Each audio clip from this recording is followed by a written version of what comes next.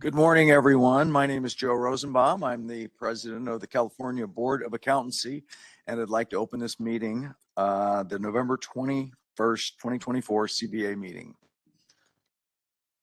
First of all, the CBA has provided the opportunity for the public to participate via the WebEx platform. When we take public comments, we will begin by taking public comment from those individuals attending the meeting in person at the Sacramento location. I will then ask the moderator to open up the lines for public comment for those attending via WebEx. You will be allotted up to 5 minutes for public comment. I'd now like to turn it over to Ms. Reed to establish a quorum. Joe Rosenbaum. Here. Yin Tu. Here. Christian Lotta. Present. Doug Aguilera. Present. Patricia Batchelor. Here. Nancy Corrigan. Present. Nancy Dong. Present. Dan Jacobson. Here. Tony Lynn. Yeah. Katrina Salazar. Present. Teresa Thompson. Here. And Evangeline Ward. Present. We have a quorum. Okay, thank you very much, and thank all of you for attending today. The CBA's mission is to protect consumers by ensuring only qualified licensees practice public accountancy in accordance with established professional standards. This mission is derived from the statutory requirement that protection of the public shall be the highest priority for the California Board of Accountancy in exercising its licensing, regulatory, and disciplinary functions. Whenever the protection of the public is inconsistent with other interests sought to be promoted, the protection of the public shall be paramount. Okay, and now at this time, according to the agenda, we will be moving into closed session. Sorry. Oh, sorry. At this point, item number 1B on our agenda is the petition hearing of Ms. Irene Velasquez.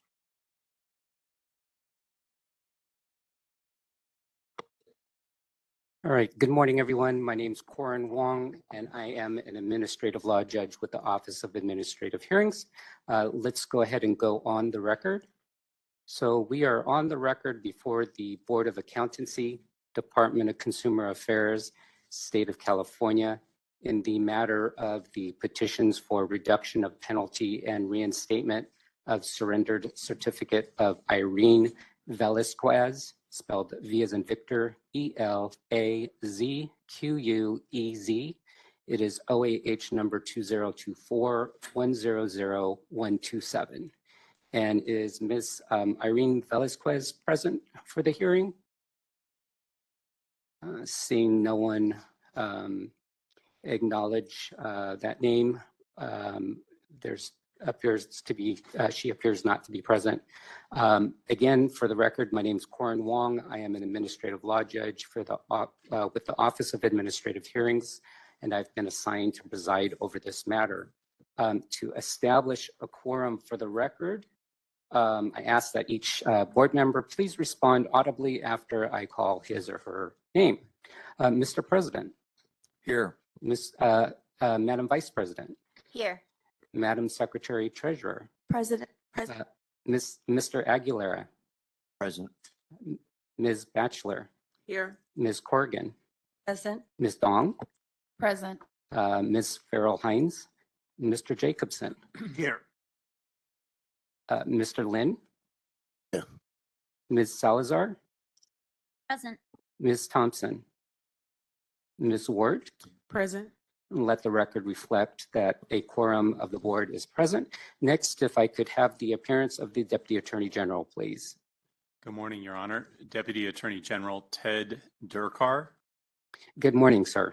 And again, just checking one more time, is Ms. Velasquez present or anyone here on her behalf? And again, let the record reflect that no one is responding. And it's my understanding that the board's desire is to proceed to get with the proceeding on the papers. Is that correct, Mr. President? That is correct. All right, thank you. Mr. Trukar, so if you'd like to present your documents or provide your summary statement, whichever you'd like to do first. Yes, Your Honor. Thank you. First of all, I'll make a statement for the record that I appear on behalf of the people of the state of California by authority of Business and Professions Code Section 5115 and Government Code Section 11522 on this hearing regarding the petition for reinstatement and reduction of penalty by Irene Velasquez. My role is to assist the board members and Your Honor in fact-finding. This role is not adversarial, but is intended to protect the public health, safety, and welfare. I'm here to ensure that the board and Your Honor have all the information you need to make a reasoned decision. And now, if I may, I'd like to turn to the documents that everybody should have before them. The board members and Your Honor should have a copy of the same petition packet. The documents total, I believe it's 159 pages, and they're marked IV-PET 001 through 159. This packet includes the notice of hearing at pages 140 to 141, and this is significant in regards to Ms. Velasquez's non-appearance. At page 142 is her email acknowledging that notice and stating that she would be here. The petition form itself, the CBA form submitted by Ms. Velasquez, that's at pages 14 to 20. And the supporting documents that she sent, they run up to page 120. But I'd like to go ahead and mark the entire 159-page packet as Exhibit 1 and offer it into evidence. All right, the document will be so marked, and Exhibit 1 is admitted for all purposes. And Mr. Jakar, thank you for reminding me of the notice of hearing. I should indicate that I have reviewed the notice of hearing as well as the email acknowledging it. And this is the date, time, and location for the hearing as indicated in the notice of hearing. So there is proper jurisdiction over Ms. Velasquez for today's hearing. All right, if you'd like to proceed. Yes, Your Honor, I'll provide a summary of the case now. Ms. Velasquez received her CPA certificate number 80710 in 2001.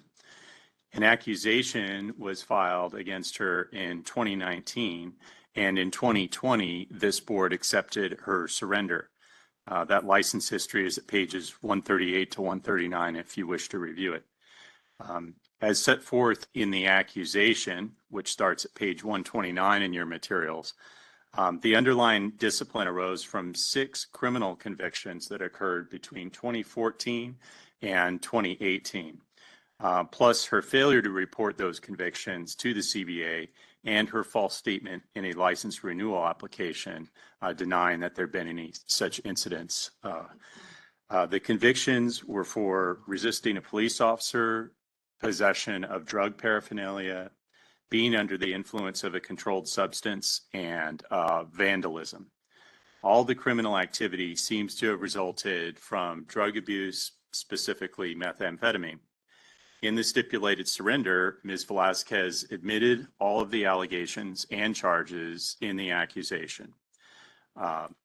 She agreed to pay the CBA $12,428 for its costs of investigation and enforcement prior to issuance of a new or reinstated CPA certificate, and she has not paid any of those costs.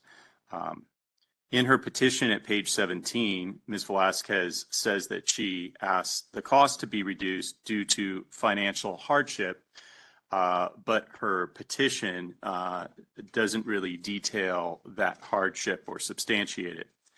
She claims that the U.S. Department of Rehabilitation has agreed to help her pay the cost obligation. She says that she is under the care of a psychiatrist and a mental health therapist for substance use disorder. She reports that she's maintained current professional knowledge by working with 2 CPAs for the 2023 tax season.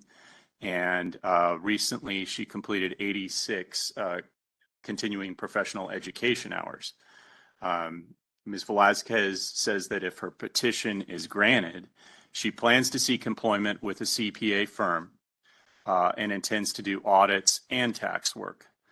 At page 18 of the packet, she writes why she believes that the petition should be granted. She claims to have remorse and shame for her offenses that she committed. That was back in the 2014 to 2018 time period. She says that she's taken responsibility by treating her substance abuse disorder, and that this disorder does not impair her ability to uphold the standards of the profession. At page 24 is a summary of her continuing education that she's recently taken. All of it was this year in 2024. And those 86 hours include a regulatory review course, 2 ethics courses, and classes about tax and financial planning or financial reporting. All courses were taken, I believe it was this summer. Your packet includes a 4-page narrative statement from Ms. Velasquez dated August 5th of this year. She says that all of her misconduct stemmed from her substance use disorder, and that she broke the law while not in her right mind because of methamphetamine. She claims to have been sober and used no drugs since November 2020, and thus will not commit any misconduct again. At page 39, she wrote, and I quote, "To ensure that I do not commit any discreditable acts again, my commitment to living in recovery is paramount," unquote. She lists her participation in various inpatient and outpatient programs for drug rehabilitation, and she submits documentation of those programs. She claims frequent attendance at 12-step meetings. At pages 50 and also at page 85 are letters from individuals in her AA program who claim that she's attended meetings regularly, and they vouch for her having been sober since 2020. At page 65 is a letter from a residential crisis center stating that Ms. Velasquez spent 83 days there from November 2020 to January 2021.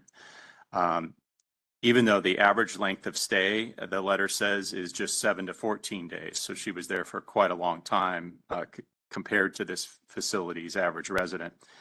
The letter says that her diagnoses were schizophrenia and stimulant dependence. Ms. Velasquez reports having done accounting work for an interior design company from 2021 to 2023. She submitted a letter from the CPA, who was that company's consulting CFO, and that CPA's letter says that his monthly financial statements were based upon her work for the company, and that Ms. Velasquez did a good job. That's at page 100 of your materials.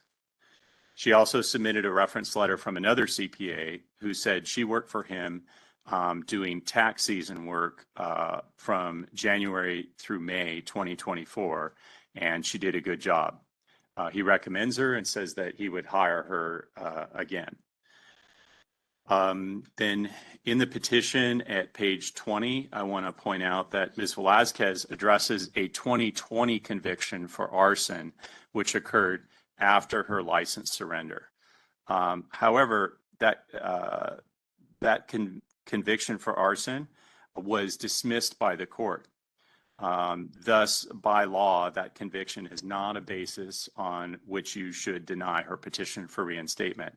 I bring this up because she addressed it in her petition papers, but she was able to have that conviction set aside. A motion was filed, the court heard it, and that arson conviction was set aside, so it doesn't need to come into consideration here today.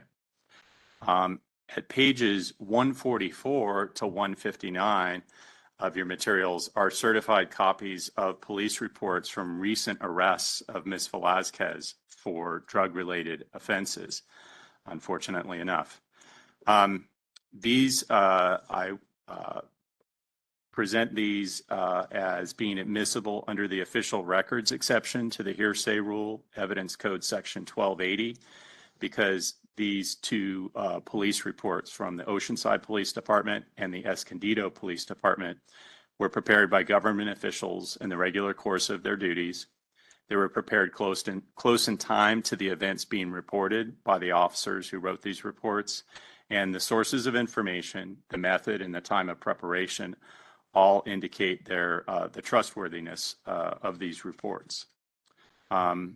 Digging into the first report, it's at pages 144 to 153. It's from the Oceanside Police Department for an arrest very recently on October 25th of this year.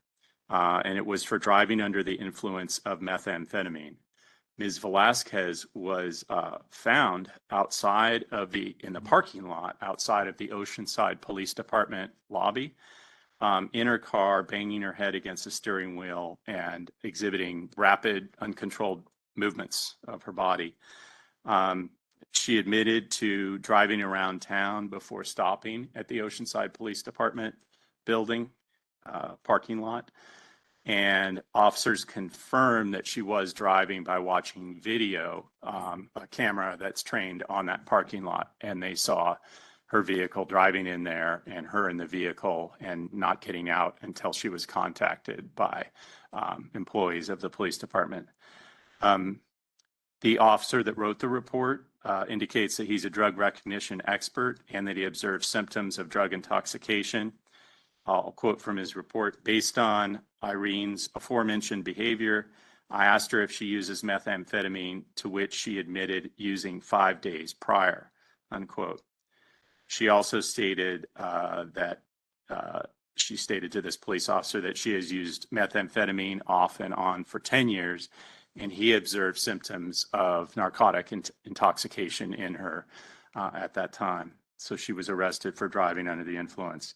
The other arrest, it's at the very end of your materials there. It's by the Escondido Police Department, and it occurred on November 1st, 2024 in Escondido for disorderly conduct under the influence of a drug. And the officers discovered her in possession of drug paraphernalia and the actual, what appeared to be the actual drug, methamphetamine, powdered substance. I don't know, is it crystalline? But at any rate, the report details that they found what they believed was methamphetamine on her person and, in fact, in her purse.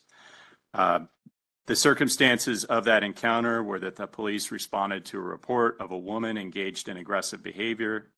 They found her in an intoxicated state, in public, making incoherent statements, talking to voices that only she could hear. Ms. Velasquez admitted that she had smoked methamphetamine 2 hours earlier. She told officers that the methamphetamine and the meth pipe that she had used were in her purse. She gave the officers permission to search her purse, and that's how they found those materials. There also has been a report of yet 2 more arrests on November 12th and November 17th, also in Oceanside and Escondido. Again, that's in San Diego County. The documentation hasn't been obtained of those arrests, but it appears that Ms. Velasquez, unfortunately, whatever claim sobriety that she was sticking to, that somehow that's broken down and that she's using again and is in a lot of trouble. And so that concludes my summary of the case. And Your Honor, I would have, this is usually the juncture where the petitioner makes a presentation, and then I would cross-examine the petitioner, and then I would have an argument at the end. I mean, I have some brief comments to make in terms of argument here when you're ready for that. Of course, thank you. One thing I noticed as I was going through the papers, I only have bait stamps 1 through 143. So I suspect it's the police reports I do not have.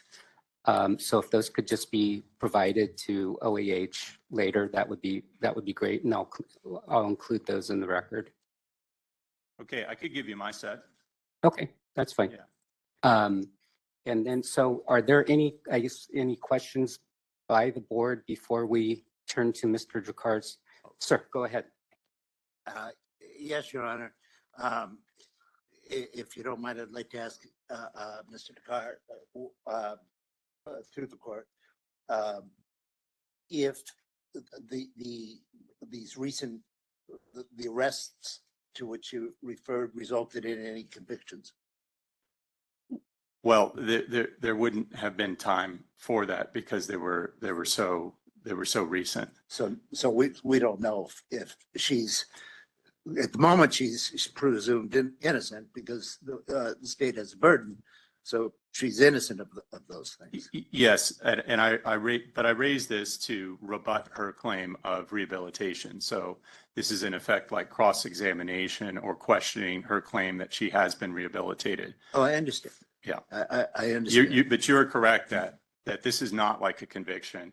There have been no convictions of this, and she, for criminal purposes, is presumed innocent. But this evidence is admissible to reflect recent activity that she's engaged in. Excuse me. That's why I didn't object. Yeah. But like my colleagues to understand that at the moment she's not convicted. She's innocent. Go ahead. Thank you for the summary of the petition. Did she notify CBA of these incidents, or how were you notified of these arrests? CBA was, I believe, automatically notified through Department of Justice reporting system.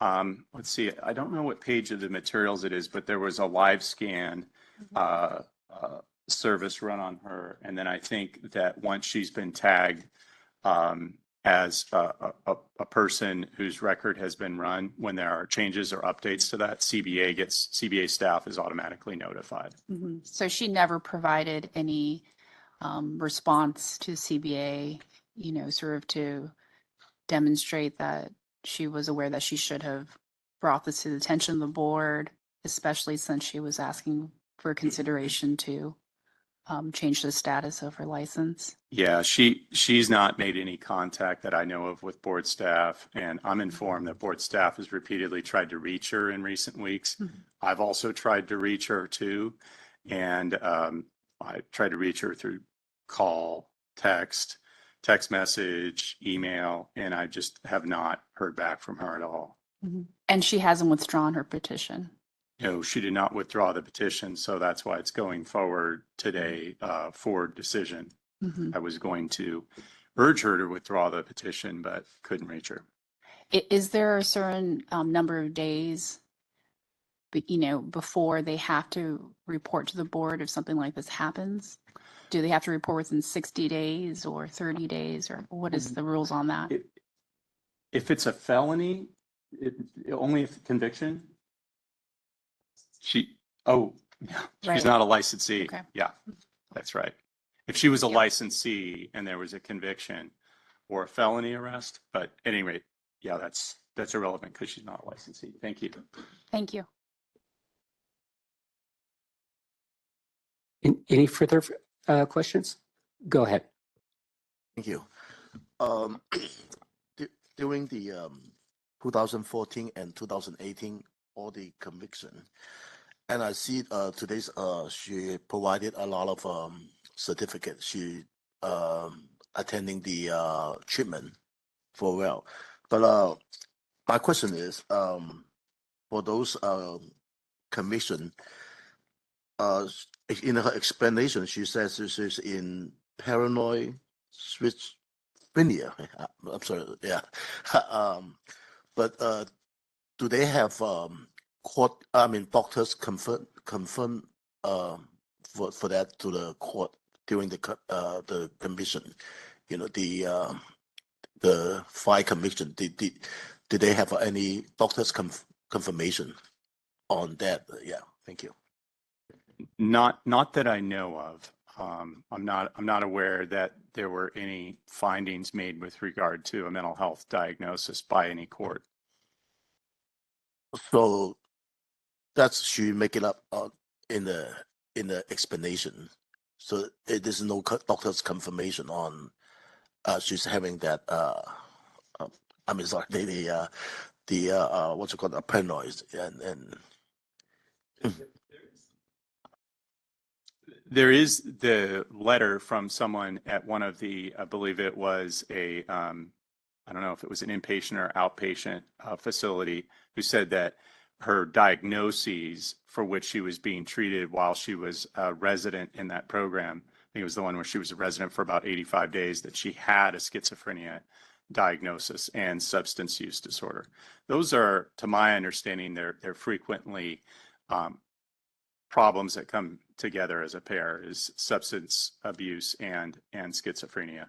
That the drug use is sort of like an escape from the mental health problem. my final question is the court never accept receiving any of this information uh, in for the conviction. Yeah. I don't know if there were any findings by any of the criminal courts about her mental health diagnosis, but at any rate, those convictions occurred, and to my knowledge, there's no documentation that any of them has ever been set aside, except for the one in 2020. She was able to have that one dismissed by the court. There may have been, I don't know, some showings about rehabilitation or mental health there. But the 2014 to 2018 convictions still stand, to my knowledge. Thank you. Thank you. Any further questions from any of the board members? All right, seeing no hands, Mr. Dakar, if you'd like to provide your closing summary. Yes, and I'll try to be brief. Ms. Velasquez appears not to be ready to re-enter the profession, unfortunately, because it looks like she is in the throes of another period of addiction once again, having had encounters with law enforcement and being arrested for drug-related offenses and activity once again. The behavior as reported in these arrest reports, and also coupled with her failure to appear here today when she said that she would on a matter that must be very important to her, demonstrates that she's not in a place right now where it would be in the public interest for her to be able to be a CPA again. And so I would urge that her petition be denied in the interest of public protection, and that you also consider whether a longer period of denial of 2 or 3 years, as permitted by Business and Professions Code Section 5115, would be appropriate to give her time to hopefully get sober and demonstrate sobriety over a period of time of 2 or 3 years. So with that, I believe you have all the information you need to make a reasoned decision. Unless you have any more questions, I would submit. All right, thank you, Mr. Jakar. Unless there's anything further from the board, I will go ahead and close the matter and submit the matter.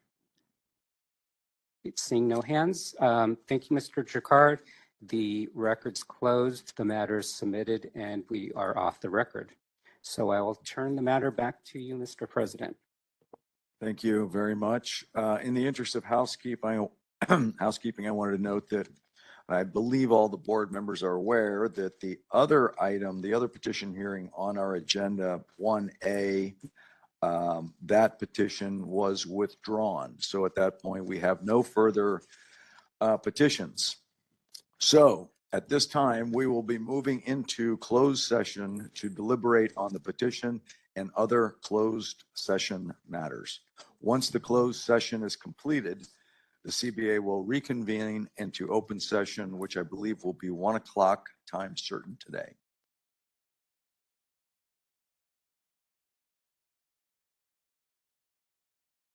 Okay, let's reconvene here into open session. And the first item on our afternoon agenda, item number 6 on the agenda, is our board member strategic planning. And we've got a couple of individuals here that are going to help us through this effort. And And I guess maybe I can just turn it straight over to you. All right, hi. Let me go ahead and share on WebEx.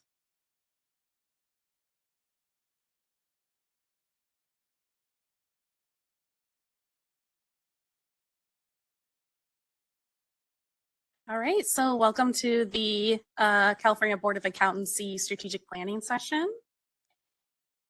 Your facilitators today are myself, Sarah Irani. I'm a strategic business analyst and facilitator with Solid, and I also have my co-facilitator with me. Hello, I'm David Boy. All right, and so our role today, we're going to be acting as a neutral party and providing structure for the discussion today.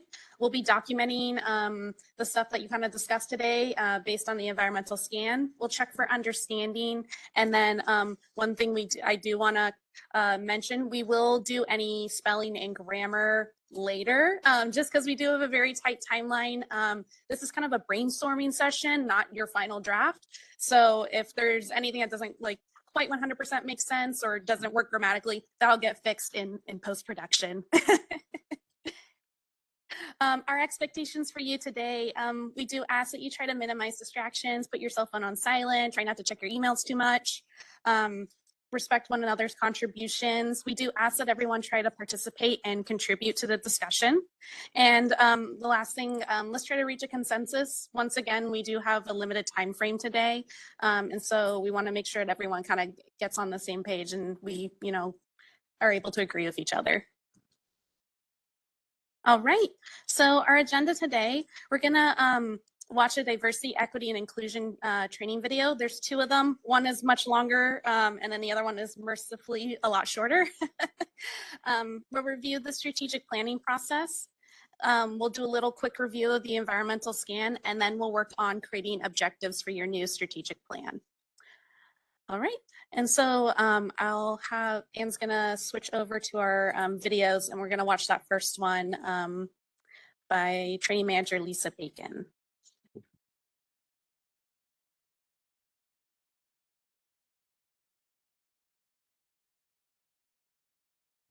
Hi, my name is Lisa Bacon, Training Manager with the Department of Consumer Affairs Solid Training and Planning Solutions team.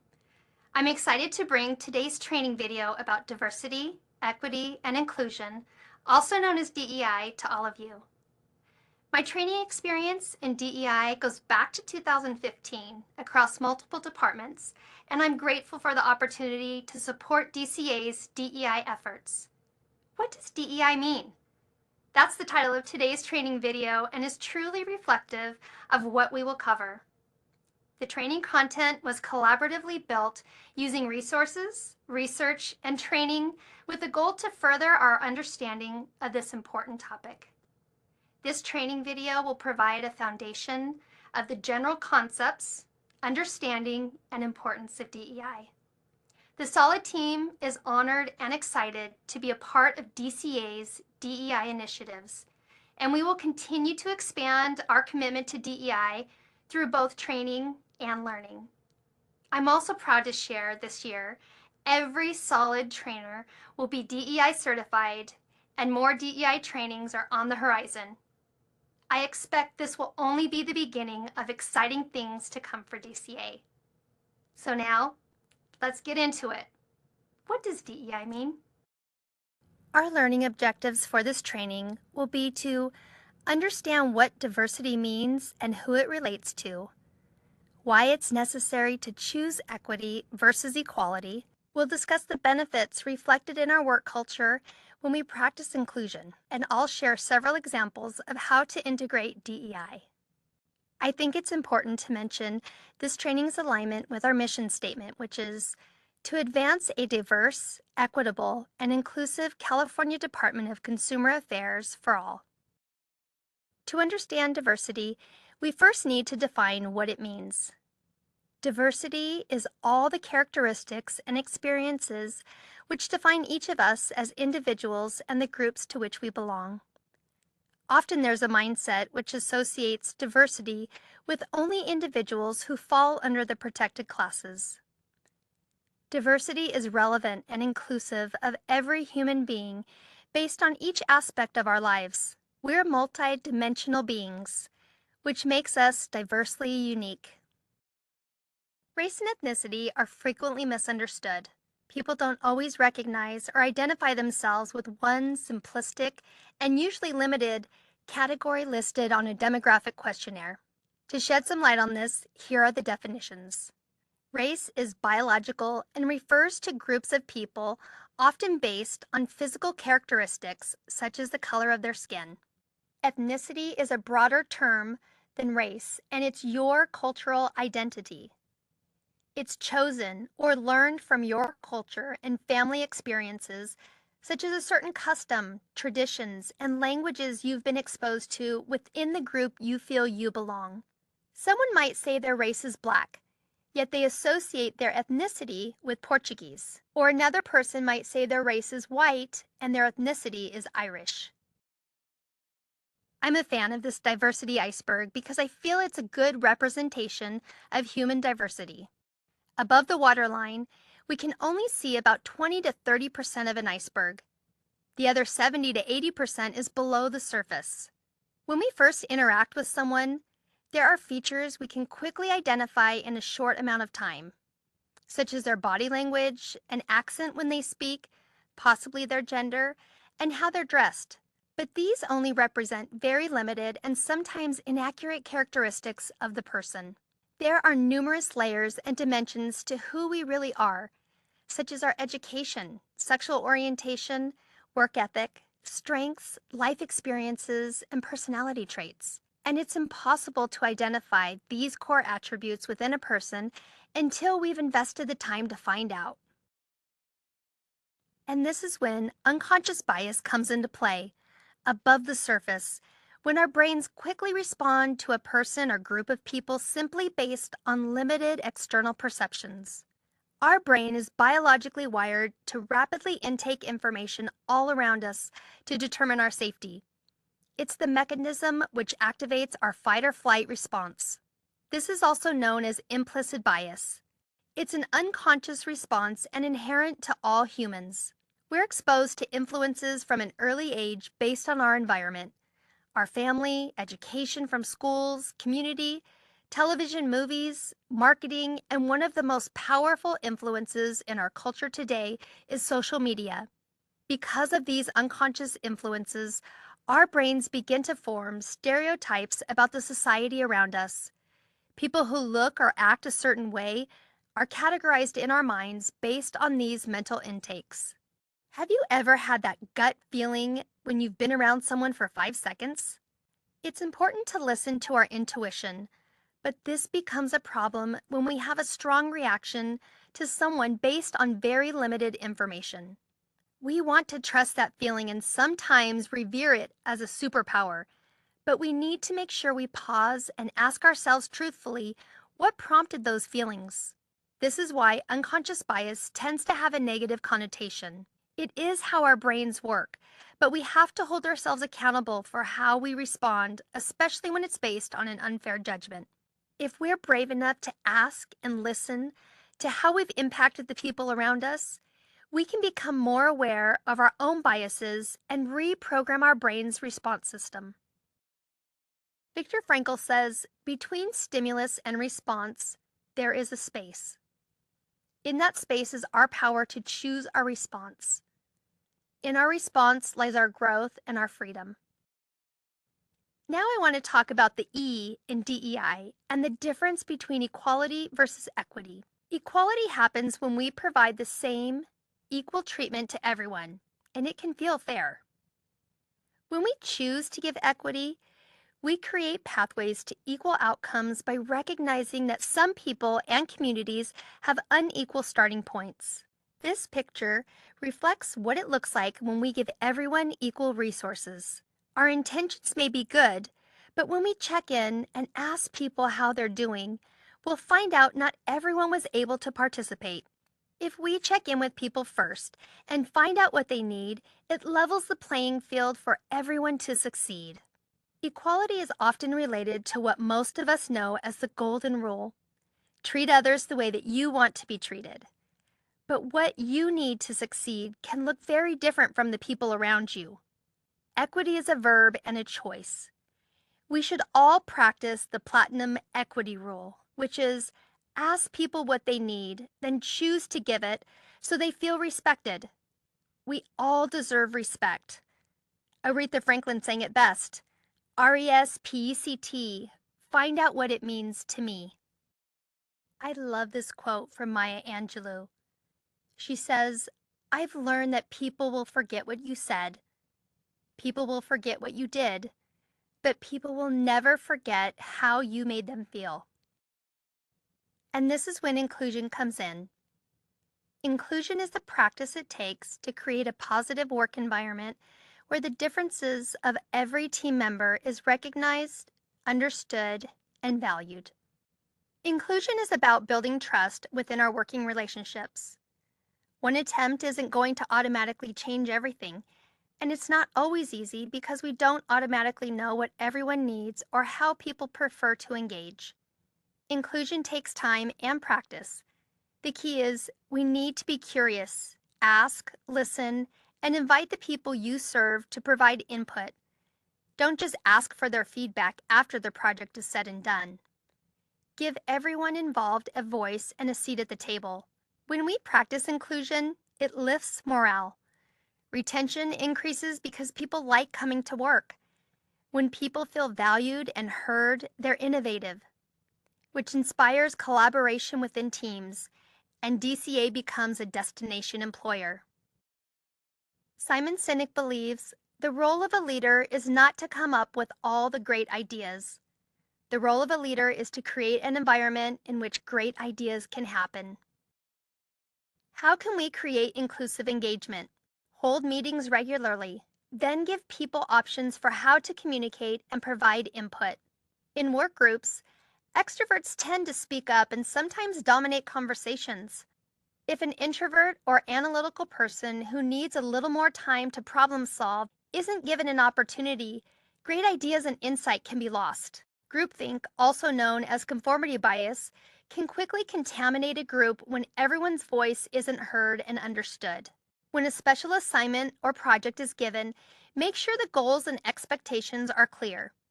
Give everyone on the team an opportunity to learn and grow from a special assignment. Create a mentoring opportunity by pairing someone more experienced with someone who's new to the project. This knowledge transfer is ideal for succession planning. There is a DEI section in the Strategic Planning Environmental Scan. It will centralize input on DEI matters and contain demographic information collected. This section can help further inform the board as it considers impacts of policy decision. Our mission is to provide outstanding support services, oversight, and innovative solutions to boards and bureaus that regulate California professionals and vocations so that through this partnership, all Californians are informed, empowered, and protected. Our vision, together protecting California consumers. Our values, accountability, communication, diversity, employees, integrity, leadership, service, and transparency. As a board, you should ensure that your mission, vision, and values supports change and evolves to meet the needs of all Californians. We want all Californians to feel accepted in seeking services we provide. As board members, you are the leaders of the industry you regulate. In this next section, we will discuss actionable areas to incorporate DEI in 4 areas: policy, licensing, enforcement, and outreach. In policy, we need to ask ourselves if the decisions we are considering will lead to the success of everyone involved. Reflect on who will benefit from or be burdened by the proposal or decision being considered. Are the needs of one demographic different from another geographic group? Think equity. What data or metrics will you use to evaluate the impacts of your decisions? Leverage methods that increase public input and engagement, such as workshops, surveys, and multilingual communications. Actively engage with diverse and underserved communities. Reach out to associations, colleges, interested parties, other licensing or regulatory bodies. Utilize the strategic planning process. Review information collected through the new environmental scans, which incorporate DEI questions. In licensing, when licensees reflect communities they serve, it expands access to all. Use plain language. Simplify communication so it's easy to understand and complete.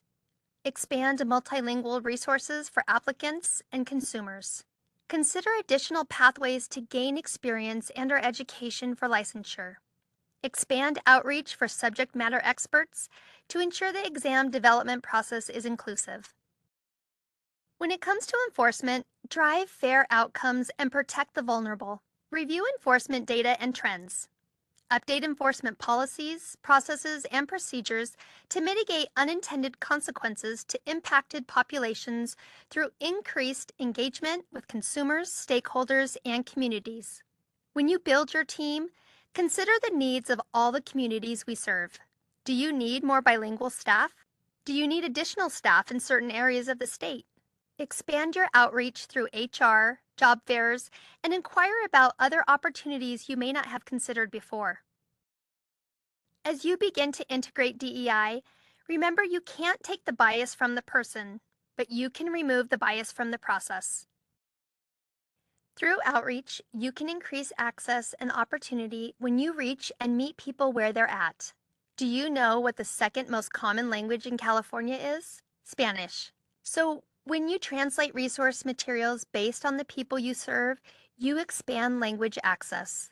Develop multilingual communications for social media posts, applications, forms, and other resources you provide. Publish written and video testimonials from your diverse consumers, which reflect their age, race, gender, and cultural differences.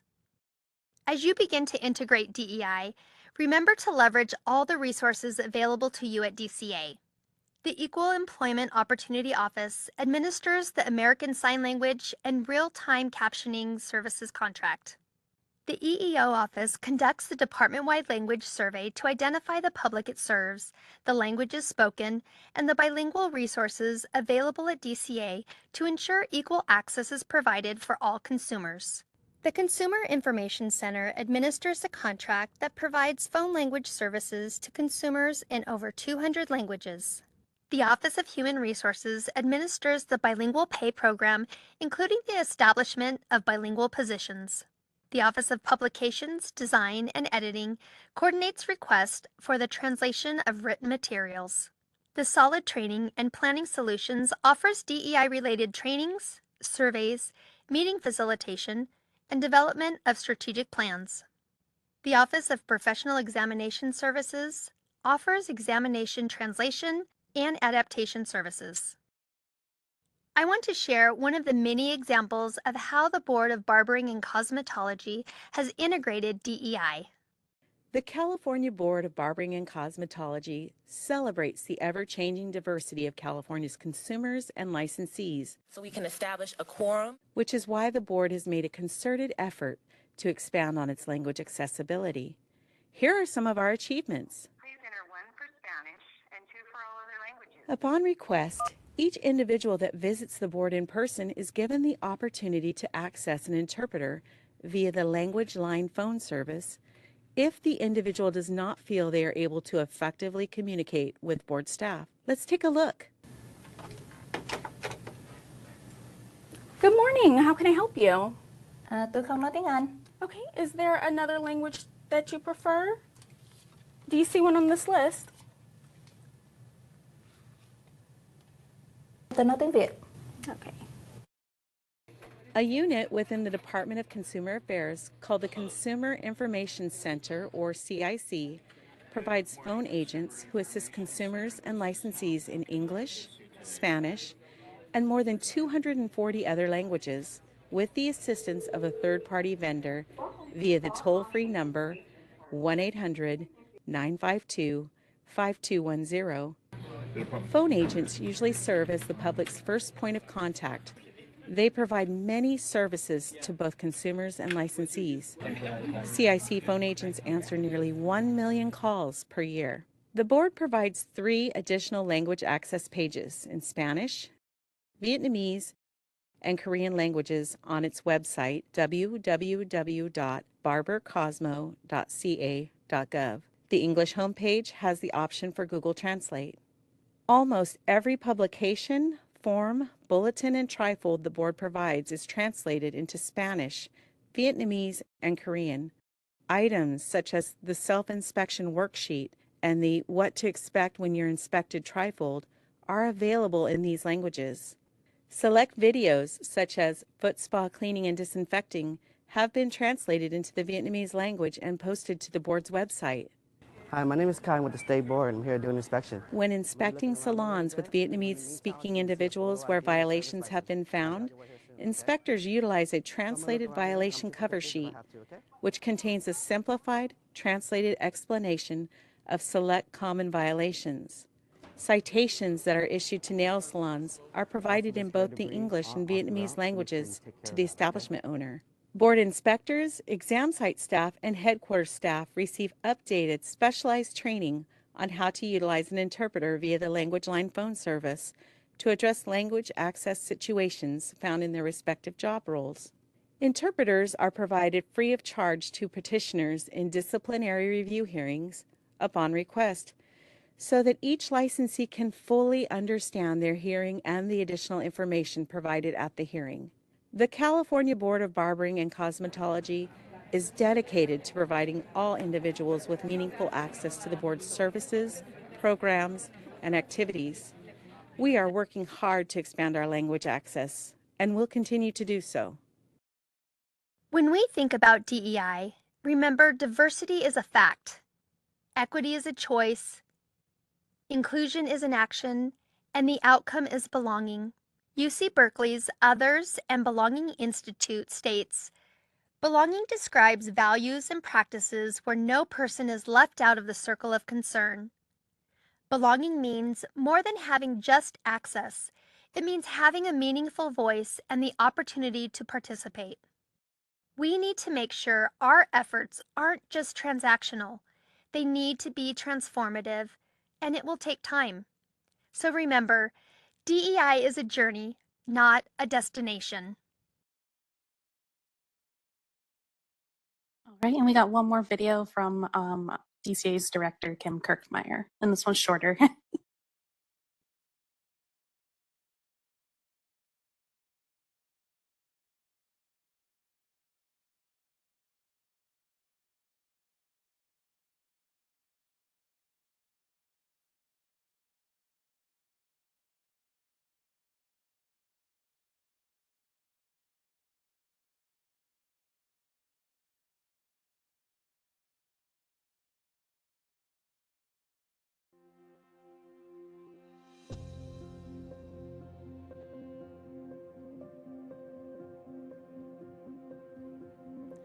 In 2022, Governor Newsom issued an executive order directing state agencies and departments to build upon the state's efforts to advance equity by taking new concrete actions to address disparities and expand opportunity for all Californians.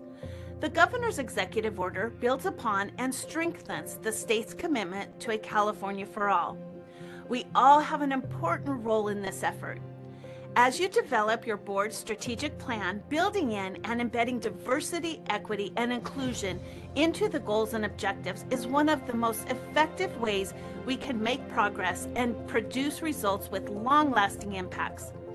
The work that the boards and bureaus do touches the lives of every Californian.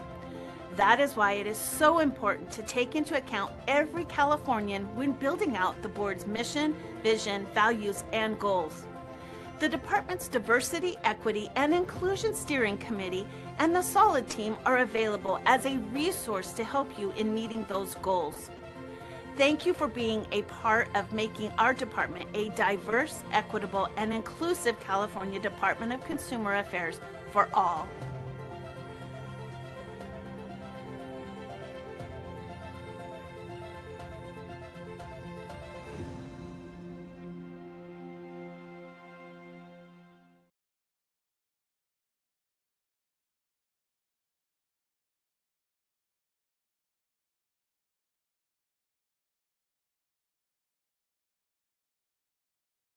All right, and to wake everyone back up again, we do have a little activity for you. So I passed out earlier while everyone was at lunch these little papers with numbers on it. And what we're gonna do is you're gonna take your pen or your finger and you're gonna start counting from 1 and then find 2 and then 3 and then just keep going until you get to the highest number you can. Now the trick is you only have 30 seconds to do this. All right. So is everyone ready to start? I'll start a 30-second timer. Yeah. All right. So go ahead.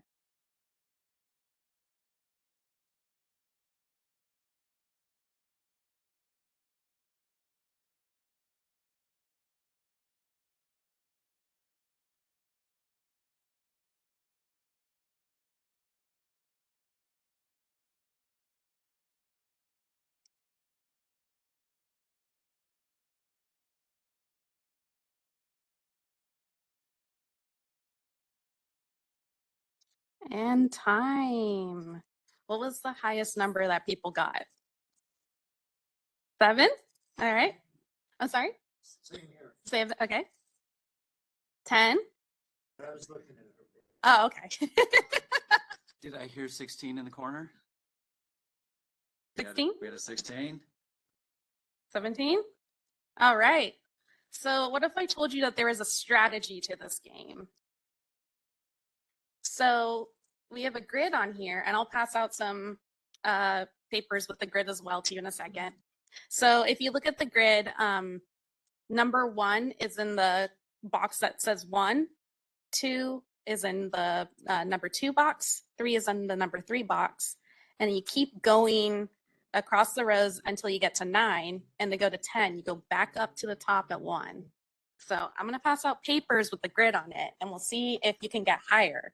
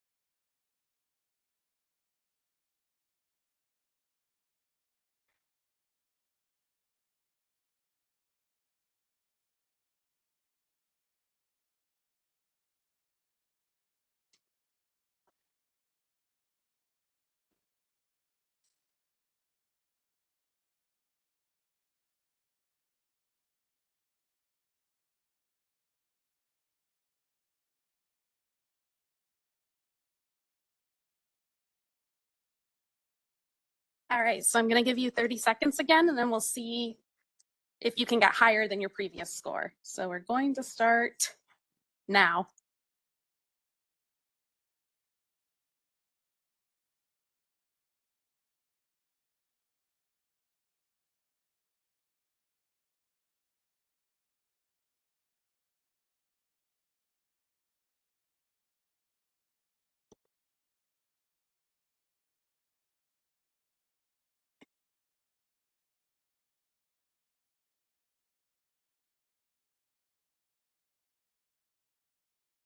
All right, and time. Did we get higher than the previous numbers? What was that? Yeah? What was the highest number that people got? 36? That's an improvement. 35? Nice. A lot of people get tripped up on the number 4 on this one. It's really kind of hiding in there. So why did we do this? When you have it, so basically it's kind of like your strategic plan. Once you have a strategy in place, you're able to further accomplish your goals instead of, kind of fumbling around and trying to figure out where everything is. Once you have that strategy, your strategic plan, you're able to further accomplish your goals and get things done. All right. So strategic planning answers a couple questions. Where are we now? Where are we going? And how will we get there? The where are we now is answered by your mission, values, and environmental scan, because that describes where you currently are in as a organization. Where you're going, this is your vision, your goals, and your objectives. And it kind of describes what you want your organization to go forward to.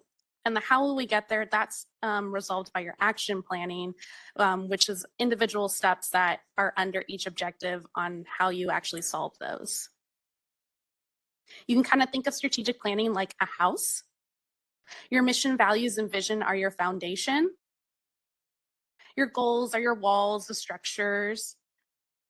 And the objectives are things that are more, things that kind of get changed out every so often. So like your furnishing, paint, those you change up more often. All right. So this is your mission statement.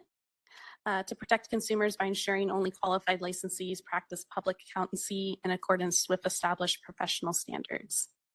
And at this point, we can make edits to this, or we can say this is good as is.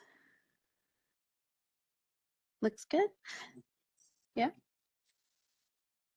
And then I forgot to mention earlier, with the papers that I passed out earlier, I also passed out some little index cards. These are little good visual indicators. So if you're ready to move on, you can hold up your green card to indicate like, let's go, let's move. If you want to stop or you want to add something, you can hold up your red card and say, stop, I have something to say.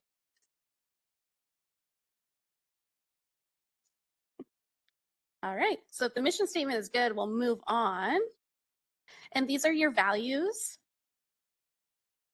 I do have the descriptions for these on a couple other slides. We don't have to edit the descriptions today, but and you're already ahead of the game. You already have diversity, equity, and inclusion included in your values. A lot of other programs are, while we're doing strategic planning, we're adding that one as a new value. So good on you for being ahead of the game. All right, these look good. We don't want to make any edits, remove, add. All right. Okay, and then these are just the descriptions, so we'll move on. So for your environmental scan, you had 1,709 external stakeholders respond to that survey. 5 board members, 13 committee members, and then 14 members for leadership and management, for a total of 1,739 people.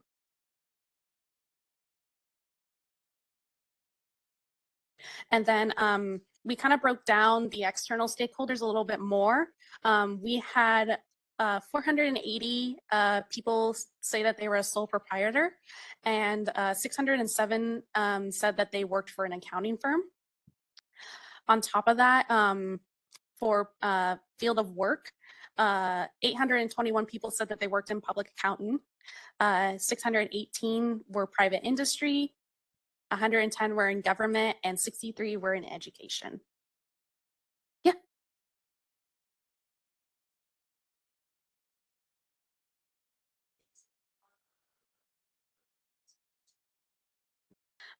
I don't have the comparison on hand, but if I remember correctly, I believe the numbers did increase from your previous. Yeah, I'm not sure if the question in the previous strategic plan, if these questions kind of breaking down the licensees was asked. I think that might have been something new that we did this time around. All right. And so your vision, this is kind of where we're going. Your vision statement needs to be like lofty, kind of like almost you know, you've achieved every single one of your goals and you're in utopia, basically. So this is your vision statement. All consumers are well informed and receive quality accounting services from licensees they can trust. Look good? All right. that case, we'll keep it. I think it's a good one. All right, and so we have 7 goals. And a lot of times with goals and objectives, a lot of times people get those confused. And to explain what the difference is between those, because today we're going to be developing objectives under your goals. Goals are long-term and more broad. They're kind of your everyday, like day-to-day things that you do as an organization. So enforcement, licensing, customer service, outreach. Whereas your objectives in your strategic plan are short-term. They're only for the length of the strategic plan, and they're a lot more specific. So they'll be like, we want to update our website, or we want to include more language accessibility, things like that. So when we're talking about objectives today, we're talking a lot more short-term, the length of the strategic plan. All right, and as we're developing objectives today, we're going to be trying to shoot for around 3 to 6 objectives per goal area. That's a good number. You can do more, you can do less. I would appreciate it if you didn't do too many. I did have one program have a total of 70 objectives.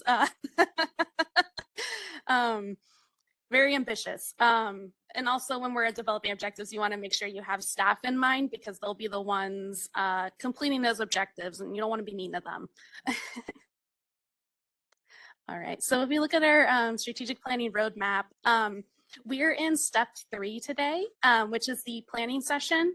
Previously, we met with board exec, and we did the environmental scan with interviews, surveys, analyzing that data and all of that into that environmental scan. And so today what we're doing is the planning session. And then after that, I will finalize the plan. And then for action planning, you'll be, the board staff will be doing that themselves. I will not be a part of that. So we'll move on. All right. And to just kind of give a description of what that environmental scan is, it is a study on how your stakeholders perceive you as an organization, both in performance and effectiveness when accomplishing your goals. And also it's kind of a response to how the profession operates and in the trends. So the environmental scan was done on a SWOT analysis, and that stands for strengths, opportunities, weaknesses, and threats. Your strengths and weaknesses are internal to the program, whereas your opportunities and threats are going to be outside, things that are affecting you as an organization, but you don't necessarily have control over. These strengths and opportunities are obviously positive trends, and your weaknesses and threats are things that you either not necessarily need to fix, but need to like avoid or try to mitigate. And then also in the strategic planning survey, we asked some DEI questions, and they covered these 4 topics: different perspectives about ideas and priorities, unnecessary requirements or barriers to licensure, outreach and connection to all Californians, and furthering equal access to opportunities. And the summaries for those are also in your environmental scan, starting on page 40 if you want to refresh yourself on those. All right. Just a reminder that the roles and responsibilities are in everyone who's here today. And a reminder that consumer protection is your mandate. And then staff is responsible for implementing the strategic plan and ensuring that those objectives are met. So just a reminder to consider that available time and resources with your board staff.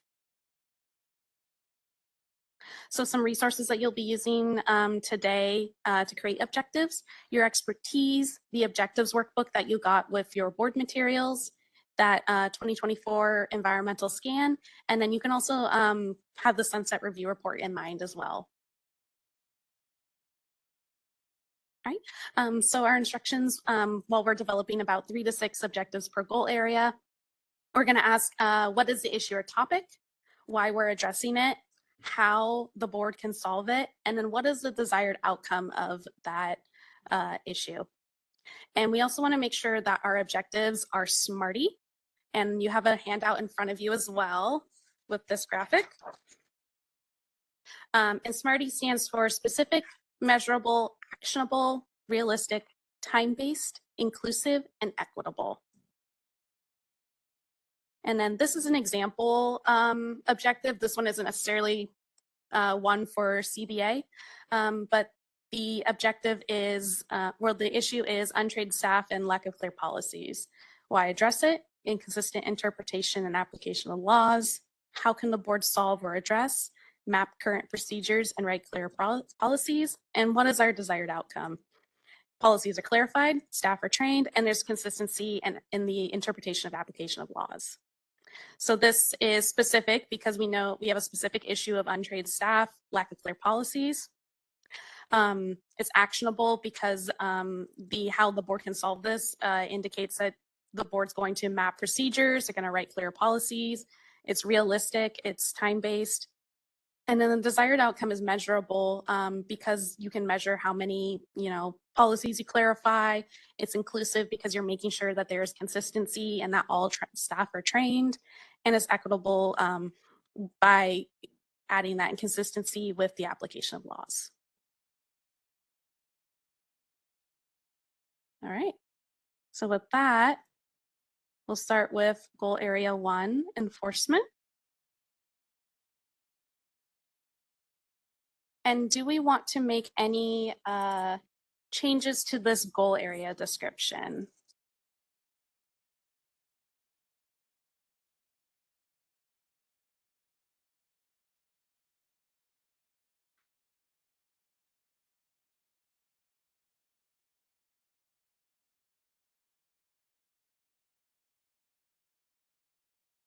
No? All right, looks good.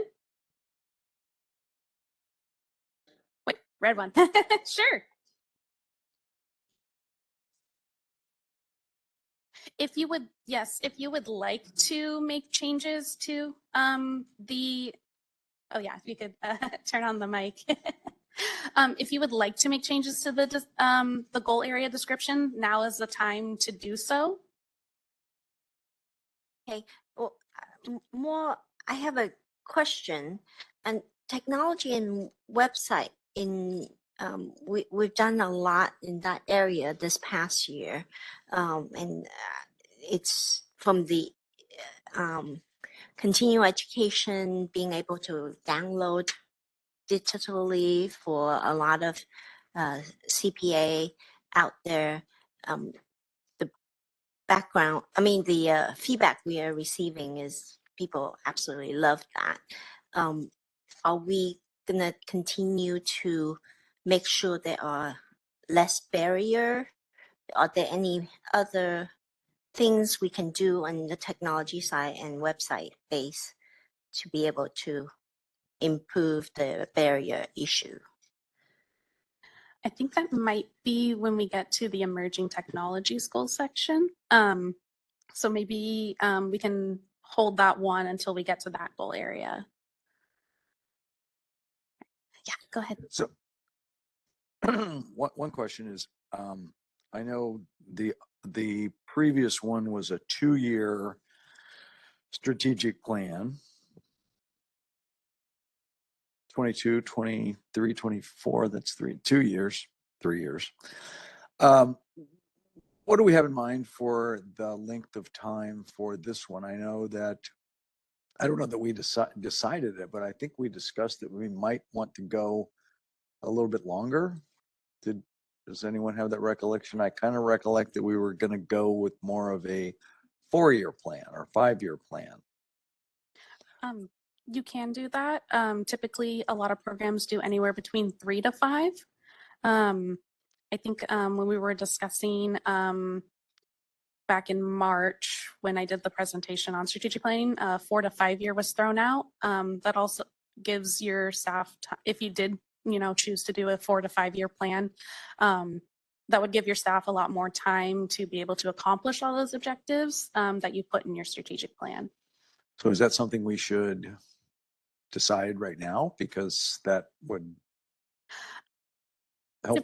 Typically, we'll come up with the objectives first, and then based on the number of objectives, we'll decide like, okay, it's more realistic for staff to be able to get, 30 objectives done in, 4 years.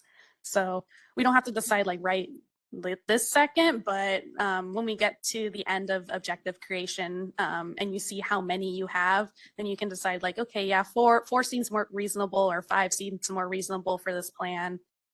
Okay, thank you. Yeah. Okay. All right. So for right now, do we have any edits that we want to do to the goal area description for enforcement? Yeah, go ahead. Sorry. No worries. Keeping a very long closed session.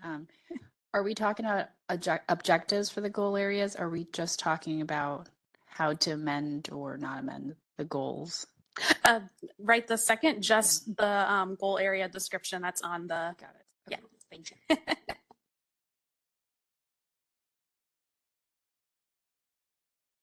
All right, ready to move on? All right.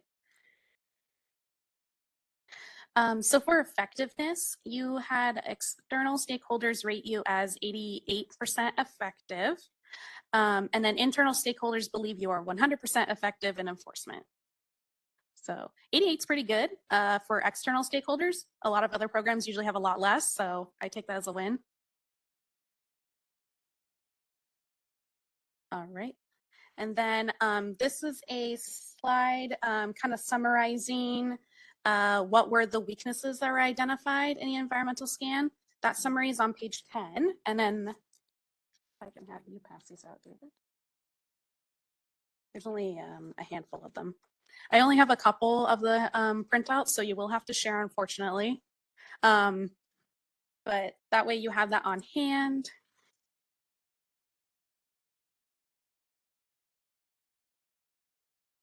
And then this also lists the external opportunities and external threats that were identified in that scan.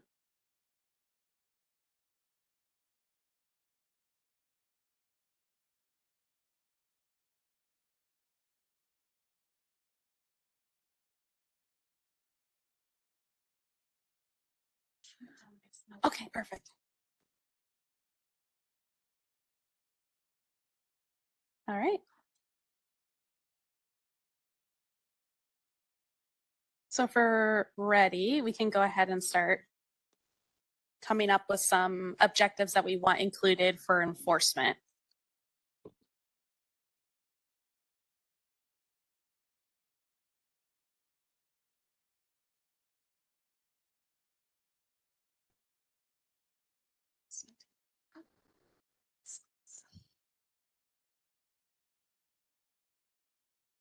So I guess in terms of, at this point, do we try to list out the objectives for that goal area enforcement? Yes. Yes, okay. So do we look at the summary of enforcement weaknesses? Correct. On page 10? Okay.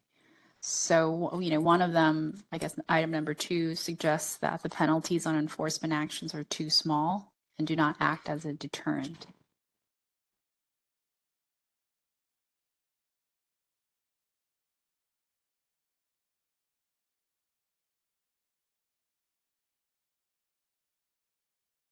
Well, two things.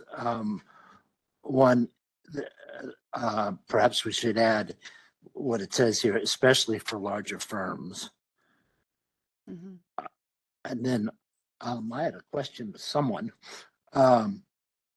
Do we have the legal authority and the physical capabilities to do more action against unlicensed activities, unlicensed accounting?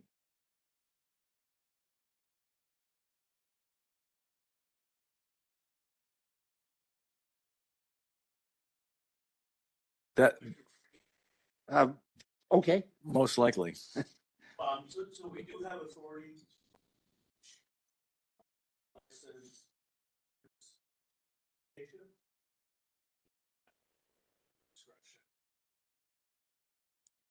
This is the WebEx moderator. If people are speaking without using their microphones, online attendees are unable to hear. Thank you. What are the sanctions against someone who's not licensed by us? I mean, There's I don't know how to sanction those. There's a regulation that I don't have the numbers off the top of my head, but there's a regulation that provides for the issuance of citations and also describes how much the fine amount can be and what the factors are there. And if I may ask staff, do we need more people for that? Because it's listed as a weakness that we don't do enough of that enforcement. So I think one of the things you could consider is your enforcement activity report does show a high volume of unlicensed activity complaints, along with various resolutions to those types of complaints. So I wouldn't say that we don't engage in that activity.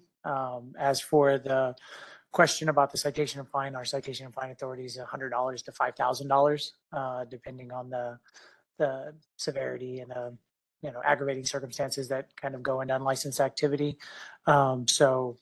Do I think there's areas of improvement?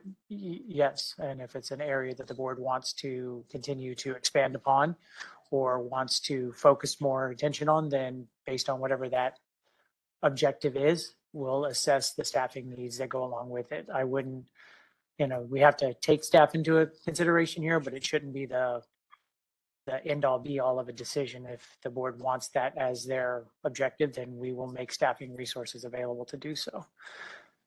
But I did want to at least quickly comment on that first one as we look at it. And when the board wants to take into consideration the penalties and the types of discipline, the board does have a disciplinary guidelines that kind of dictates what those discipline parameters can be. So if you're looking at that, then you're probably going to want to be looking not at that general statement, but more their disciplinary guidelines and what makes that up, because you are confined to that document in a lot of ways when you're considering your disciplinary actions.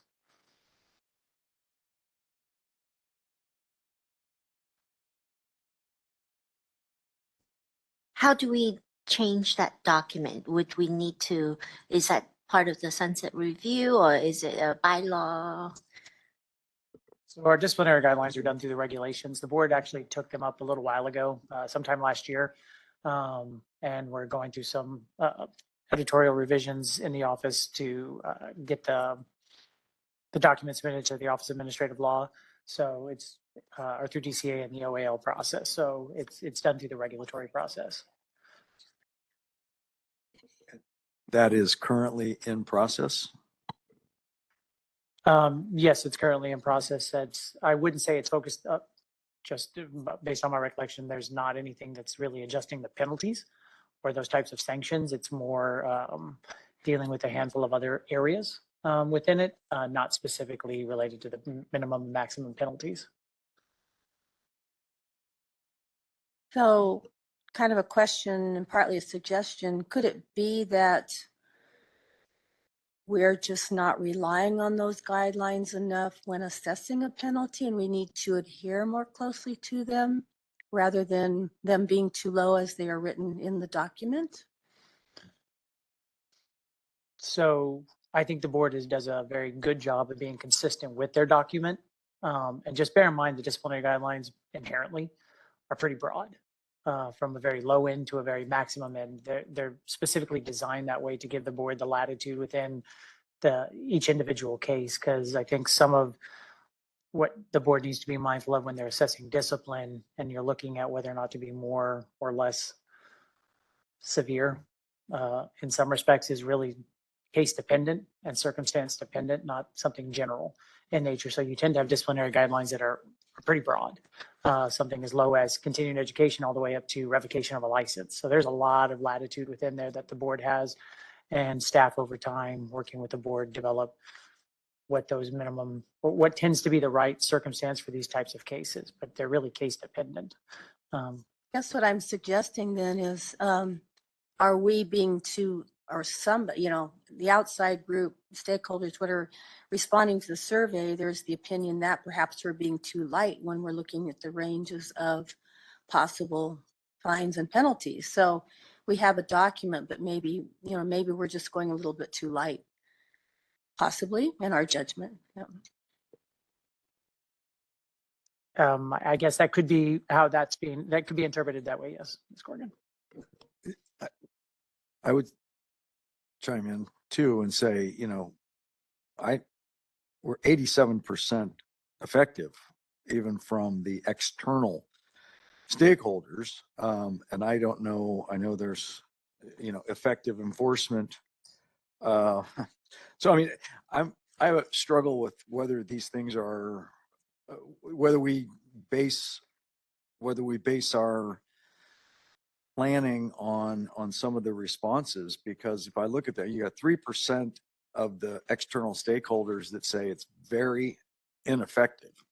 And granted, there are going to be 3% of any group that's going to be very disgruntled based on something specific that happened, as opposed to evaluating the entire enforcement area. And they might possibly be the ones that say larger firms aren't being held to the right standards, for example. And I mean, I guess, first of all, do we believe that before we decide that it's an objective to change it? Do we really believe that that's something we need to do? So to continue, I probably would not have that, in my opinion, as an issue or an area for improvement. But I would suggest enhancing procedures to prevent unlicensed activity. It's a very big, troublesome area. And that we could maybe direct staff to come up with some, other programs as to how to curb that. It's a little bit tough. It's kind of like the highway patrol person. They don't know something's happening unless they are there and catch it happening. We don't know what all is going on until it comes to our attention. But maybe there are some other things we can be doing to curb that, and it's a serious issue. So I might suggest enhancing procedures to prevent unlicensed activity as an area for improvement. Okay. And maybe even as a part of that, when we get to what do we do or how to address, I mean, I think, like we heard, we can assess fines, but I don't know how we collect them and who enforces it. I mean, it's one thing to fine a licensee, because in order to maintain their license or to get it back, they're going to have to pay whatever fines are levied. But if you're unlicensed, what sort of real enforcement do you have? Or to report them, depending on the severity of whatever it is they're doing. And is there, yeah, exactly. And is there a procedure to send it to a different agency? This is Katrina. I was just going to add into maybe some of the potential resolution would be an ask to consider a toolkit for more resources, because this issue is thorny. It may not be in our purview, but people think it is, which is maybe there's some for outreach and education and just some information for users to understand what it is and what qualifies as something we can deal with, because this comes up a lot, and maybe it's an outreach possibly, but it's very directly related to unlicensed activity. We can, maybe using the incorrect terminology, and Mark, you may be able to help me, but within a county, we can, I think it's record a lien in the recorder's office, and then that person has to report that if that person does certain things, and I think that I think perhaps if they sell their house, they comes off the sales price or something like that. But there's a way of doing that sort of thing. So I think Ms. Salazar brings up a good point, and I think it's maybe something that'll be something you'll see in enforcement. You'll have the same kind of issue when you get to licensing and some of these other areas. There's certain topics that are probably going to cross multiple areas, from enforcement to outreach to emerging technologies, and they're going to be hard to figure out where they want to land. So I would suggest, for the time being, if they come up here, we'll stick them in the enforcement piece. We might, working with the board and working with Solid, move them around to that appropriate area. So if it's fresh your mind, bring it up here. And then as it relates to unlicensed activity, I think there are multiple components to it, both on unlicensed activity, who's a licensee, truly unlicensed activity, and then just educating consumers what actually is the practice of public accountancy, not just from the attest side of things, but there's a lot of services that CPAs can do that don't require a license that we do get a lot of complaints about that truly aren't unlicensed activity, but it would appear they are. And then we do have the converse where somebody is.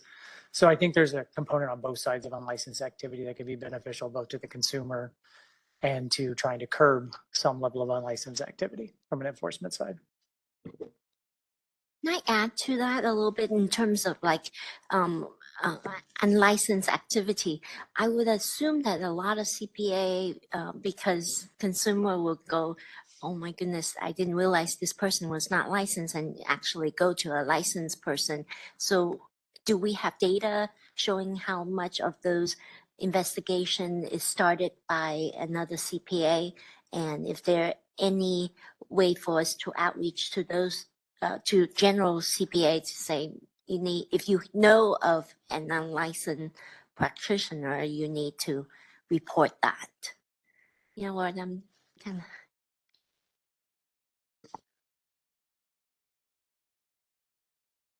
We have a specific spot on our website for unlicensed activity, and even a more simplified complaint form around it. So if you're looking somebody up in our license lookup and you don't find them, you can easily click on, hey, this person may be unlicensed, and file a complaint. So we tried to make that process more simplistic to encourage unlicensed activity complaints to us. And with all honesty, it seems to be working because we've gone up from like 400 to 2,000. So we definitely have a considerable amount of that. But I think there's a lot of education that can be done because some of those complaints really generate from social media related issues where people are CPAs in another state and just saying, I'm a CPA, but similar to what an attorney would say is like, I'm an attorney, but they're not technically practicing. So there's a lot of educational components that I think can be enhanced as well. But I do think unlicensed activity is something the board would makes good sense in this strategic plan. It was in our last one, but it's one of the objectives that was fairly broad that didn't have a lot of, I guess, smarty kind of component to it where the actionable piece of it kind of existed. So I think there's an opportunity to enhance on that particular objective. So it sounds like the topic of unlicensed activity, it's kind of feeling more like it's an outreach thing that the board wants to focus on. Seeing some nods. No. Oh, No, I think there's some real okay. real effort that can go on there to try to coordinate.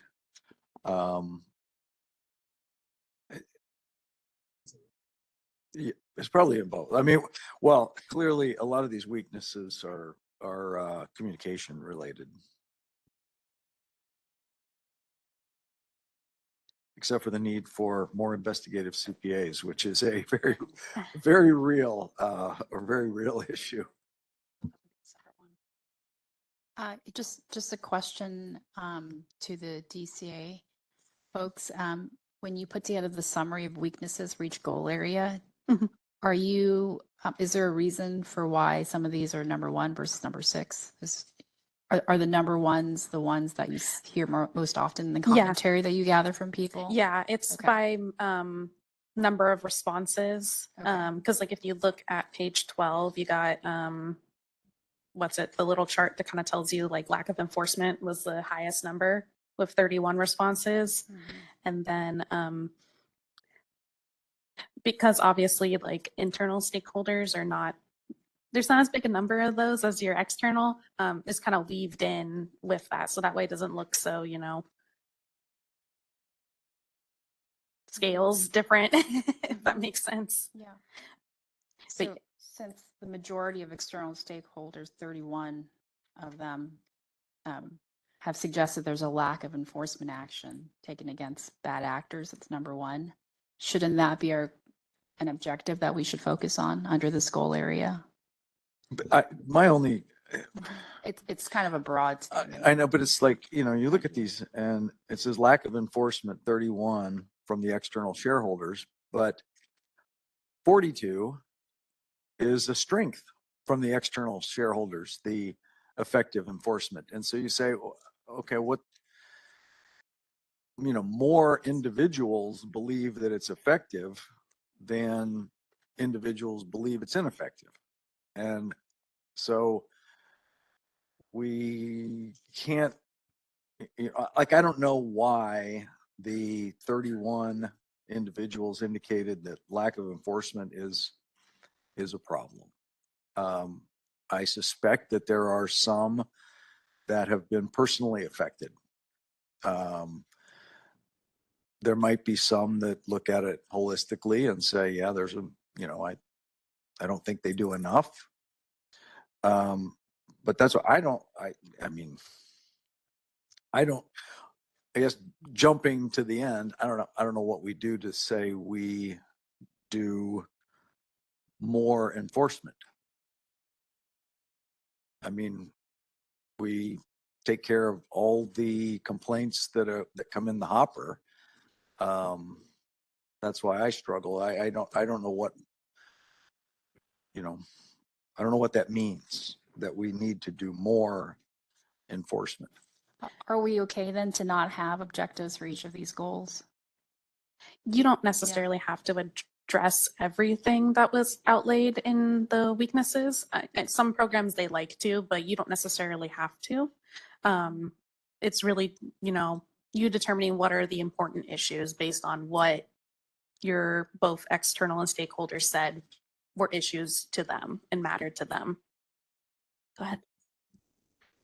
So I might be being way too simplistic, but I like to start with where the last plan was, and there are ongoing things if we're struggling that, like, just looking at it. I know we're really focusing on the feedback, but some of the known things I think are the in-process activities that, to me, support enforcement in our strategic goals probably for the board going forward. So maybe I'm wrong, but I think the enforcement program is continuing to work on the enforcement case management system. So maybe Dominic will correct me. Is that all done? And could that, the challenge of developing that case management system help towards the things we're talking about? And should that still be here on our list of issues?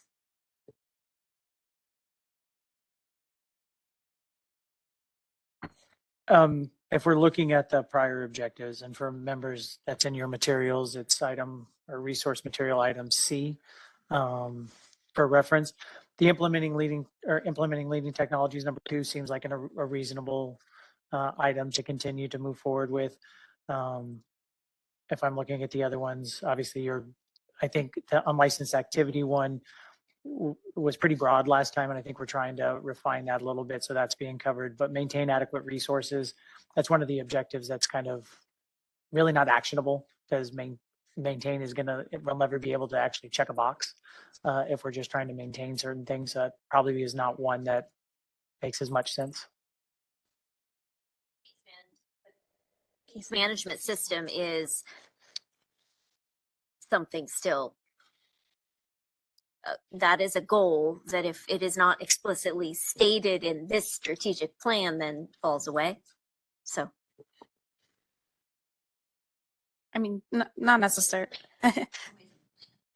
Yeah, well, so your plan is kind of like, what you are prioritizing of like things that you want to get done within that time frame. I would advise to kind of shy away from referring to the previous strategic plan too much, just because that plan, sorry, just because that plan was created on data that was from several years ago, which may not be relevant to right now. A lot has changed in the last several years. So what the priorities were for the stakeholders in that plan may not necessarily be a priority for this one. You can kind of like, if you feel that something like a case management system is still very important, you can include that in this one as well. Yeah, go ahead. okay, so totally brand new. Could the board ask staff to evaluate maybe this is emerging technologies, but how AI can be used to detect activity or unlicensed activity. So maybe we'll just let that one go to the next one. But again, AI is as a potential enforcement tool.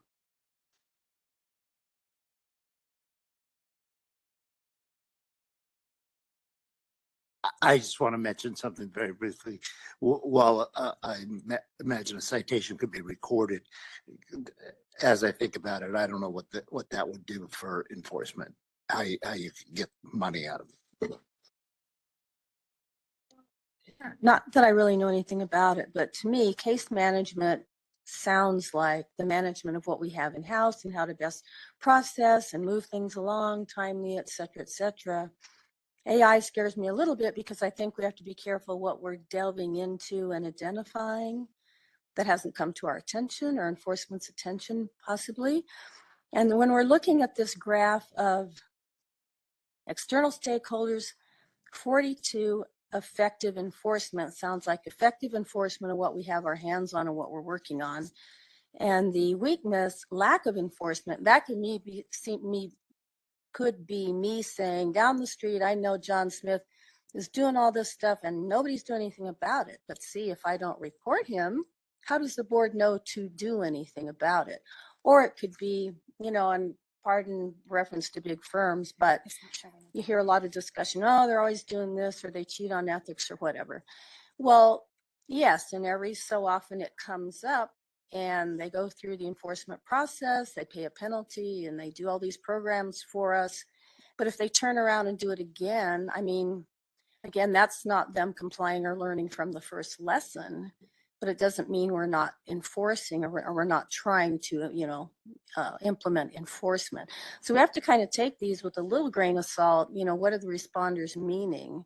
Am I just pointing to the guy down the street that doesn't comply and nobody does anything? But again, if I don't report it, how do our staff know? So that could be simply what that response is.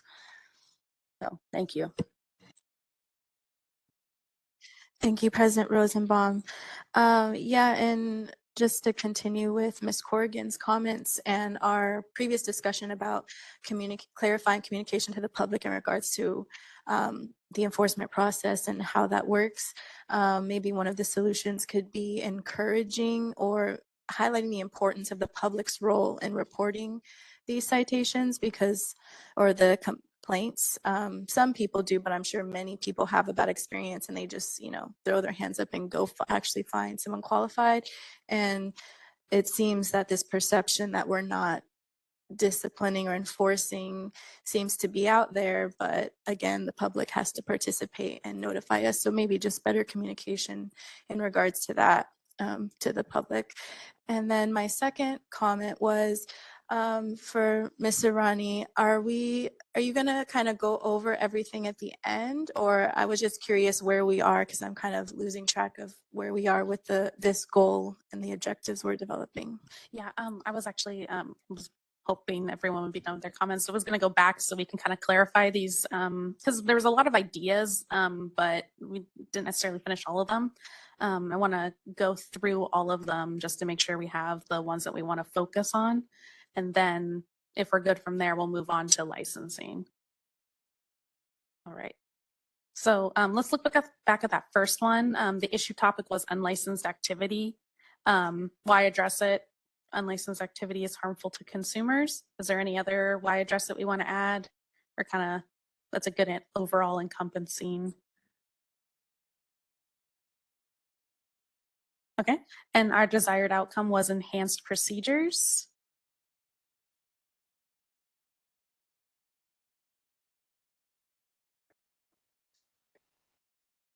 Okay.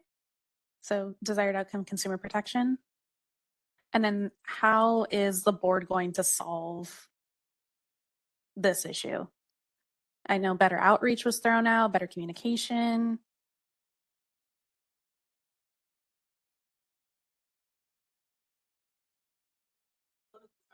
Could we have you use the mic? Sorry.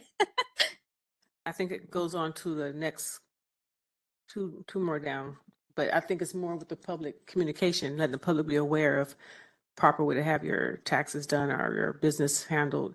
So it's more outreach. So I don't know about better outreach, but be more clear outreach to the public. Clear outreach to the public? Okay. I would suggest potential legislative suggestions because our enforcement abilities seem to be well handcuffed. If we fine them $5,000 and they don't pay, but that's that. And I would agree with that too, is that it's not just something that we can implement ourselves, the board, but rather reaching out and trying to figure out how others can help in that regard. You had another comment? So I know we focused on citations, but just as a further point of clarification for unlicensed activity, it is a 6-month, or it technically is criminal opportunities there, but that really requires the local district attorney or local law enforcement to deal with that particular issue, even if we identify it. We do that. We refer matters to local law enforcement. So, I mean, the board, even seeking legislation, it is a misdemeanor for up to 6 months and $1,000 or $10,000 something fine. So there are criminal sanctions. So legislatively, I think we're fine. It's more of whether or not local law enforcement or district attorney want to actually prioritize that matter and file charges. So, but on unlicensed activity, I would just, as members look at it, I think there is a distinction between enforcement and outreach. And I think you can have it in both. I think you can have a discussion about this in both related to unlicensed activity that the enforcement staff can maybe be more proactive on or more engaging on to identify certain types of unlicensed activity or do things in the enforcement realm. But to Ms. Lada's point and to other members' point and Ms. Salazar's point, there's a component of that for the outreach side from a consumer piece of either filing complaints or being educated on what truly is unlicensed activity and you know, and resources there. So I think it can probably show up in both. So as you're considering this, if it's an outreach piece more than it is like an enforcement tool, I don't see an issue unless the board does of carrying that same kind of thought process into something into an outreach. So you're not trying to craft it all into one objective under an enforcement piece. But another could be outreach, like we need you to report to your. All right. In that case, if this one looks good, number one looks good as is, we can leave it. And then maybe during the drafting of the strategic plan, we can determine whether it really belongs under enforcement or if we would rather have it under outreach. But if this one, oh, go ahead. Would you mind just reading the last bit that you just typed there? I can't really see it. Oh, identify types of unlicensed activity for trends. Look good? Okay. And then number 2 was also an unlicensed activity, or was the more investigative CPAs the issue topic for that one? No, that's probably better. Yeah, what's a good way to put it? Better, you know, or continuing effective enforcement, I guess. Okay.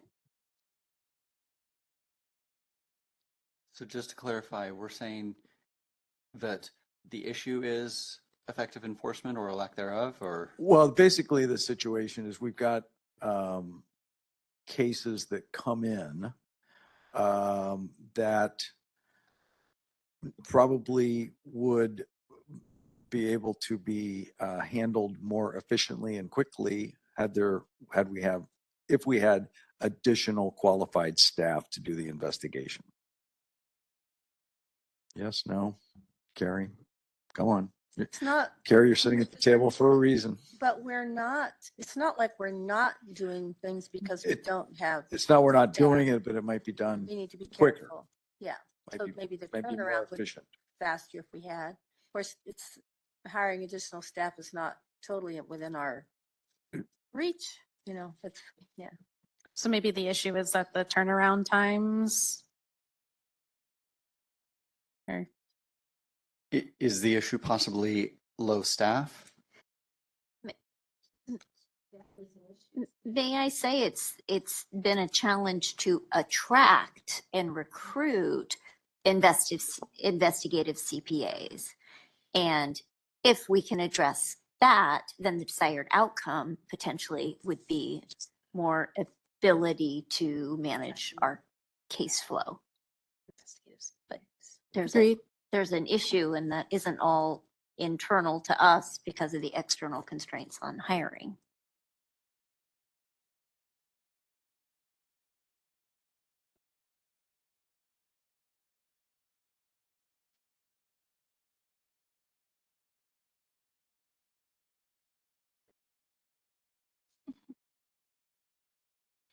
Here, reminder to our participants that we need to use microphones since this is a public hearing.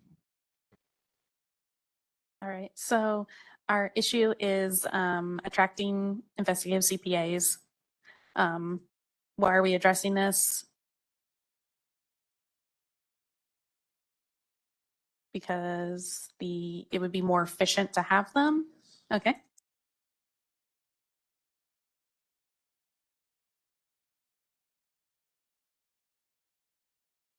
What would our desired outcome be for this one? Probably looking for a number of staff that we're looking to acquire. So increased investigative CPAs. I think, I'm sorry, we should go back one to Yeah. why address it. Maybe it should be to reduce the amount of unlicensed activity. Okay. Because you say you want to hire more people to get the job done faster and more work done. So the goal is, the reason why we need to do it, because you're saying we have too much unlicensed activity going and no one's addressing it, you're saying. But I think that the investigative CPAs would be for all investigations.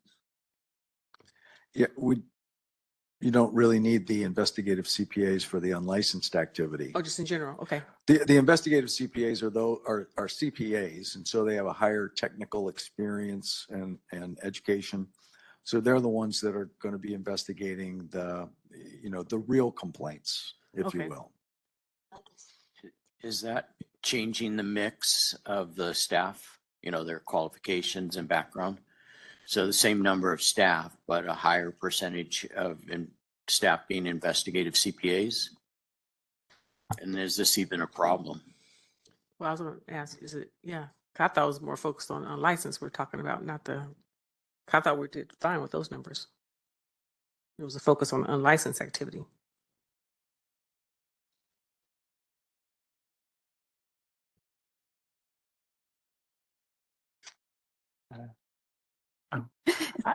I would just say some of the, when we deal with staffing related issues, these are a number of things that kind of sit outside of our control. So I would caution a number objectives that are really things that are going to be super dependent on other agencies to either affect change for us, because the board could really minimize their ability to check a box or get through this process or be effective in meeting a strategic planning, what it really wants to do. The ICPAs is something that is multi-layered and doesn't just exist within the Department of Consumer Affairs. It requires the union, it requires the Cal HR, SPB. There's a lot that goes into that particular topic. So I would maybe suggest that members look to kind of the unlicensed activity makes sense. The case management system makes sense, like selecting a vendor, implementing and developing a case management system. Those are things that our board can realistically address during this period of time. But the ICPA piece is a bit more of a challenge, and quantifying the number of the mix could be a challenge as well. In that case, do we want to remove this one as a potential objective? Not my call. I'm just. Okay. Yeah, I'm going to go back to a comment that was made earlier. Ms. Salazar indicated that looking at the last strategic plan might be instructive for this one, and having used that to look through this in preparation for this, it dawned on me that the three that we had for the last strategic plan at least the objectives standpoint, were all ones that I think would be continued for the next strategic plan, including maintaining adequate resources to support efficient case management, which includes additional ICPAs, implementing leading technologies for case management and et cetera, which is an ongoing effort. And finally, exploring opportunities to increase authority to combat unlicensed activities. We've kind of talked about all of those, but all three of those seem to be the ones that would address what we see both internally and externally as comments of weaknesses and things we need to do something about as a comment. So for the resources one, that one kind of seems like it's a day-to-day type thing that the board does, and I'm not necessarily sure if that's something that should be included in the strategic plan. So you usually don't want to include your like day-to-day activities.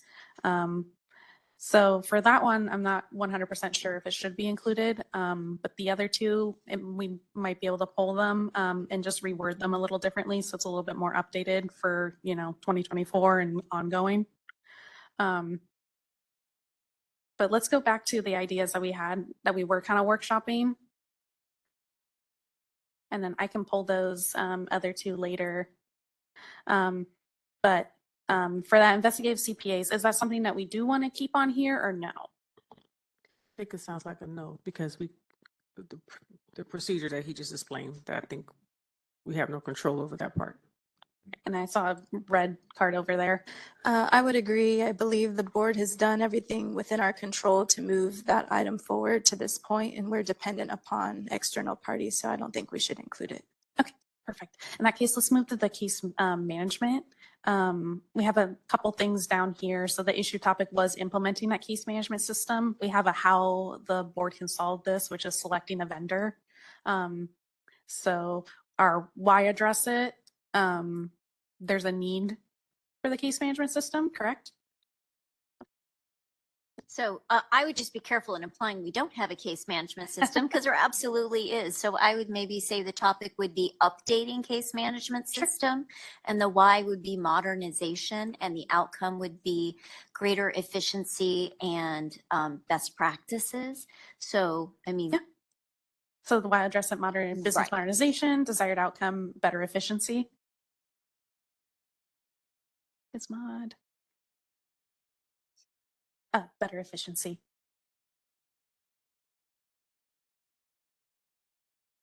All right, and then we'll move that one up to number 2. Does that look good, or do we want to add anything more to see a red card? I just had a question for Mr. Franzella. In the resource materials for the last strategic plan, it says that the enforcement program is scheduled to begin development of an enforcement case management system. So a vendor has not already been selected for that? I think we're leaning towards a particular vendor, but nothing's been finalized as of yet.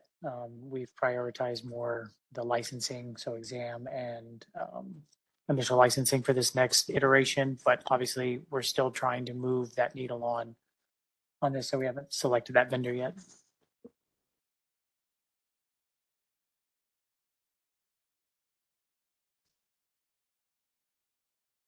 All right, and if we're good with number 2, there was, I think it's on the next slide.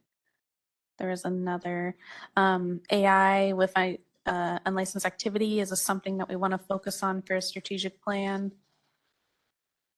I'm seeing some head shaking. Nancy mentioned the caution needed with AI. If one to keep something up, maybe there's something about more general, like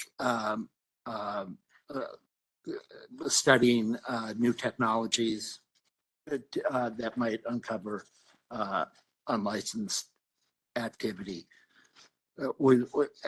AI is mentioned in here at some point about the need to be very cautious about it, and that comes up a little bit later. Anyways, if you want to keep it up, I would make it more general. Be a red card. I think for AI, not for that category, but I did write it down for another one once I find it. I do have a different opinion of AI because I've taken some courses on how it's a good thing, and I use it quite often. I love it. So that's something maybe we can get to that part later. Okay, so in that case, it sounds like this isn't something that falls under enforcement. Okay. Were there any other topics that we want to focus on for enforcement?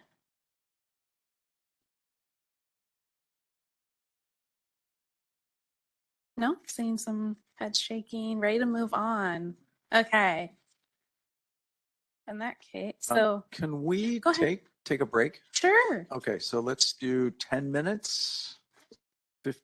15? 15 minutes. Okay, so at 2:45.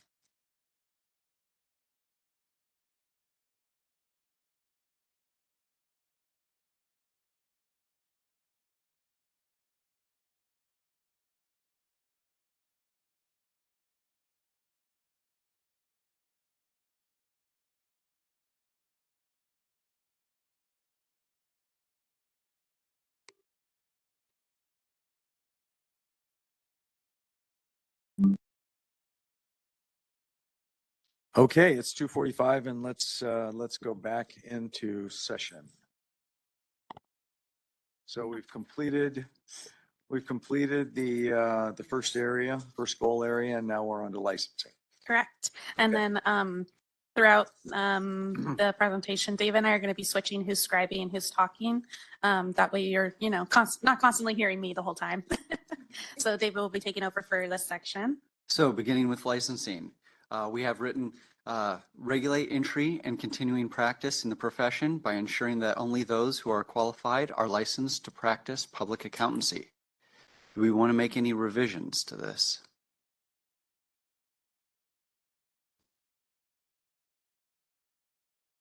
I'm seeing green signs saying we can continue forward.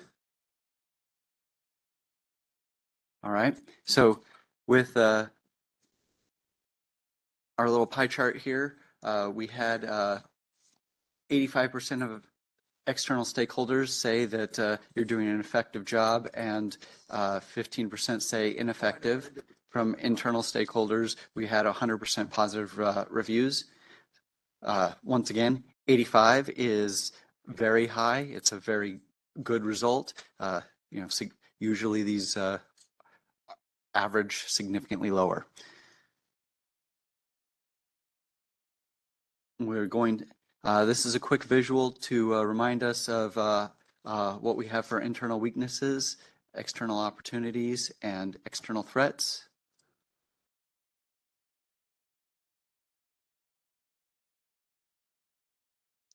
And when you're ready, we'll take down the first topic.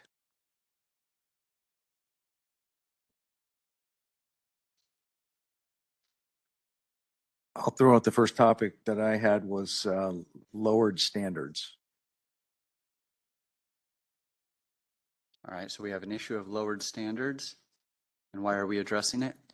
Well, I say that because there are changing licensing pathways, and that may be viewed as lowering or dumbing down the CPA license.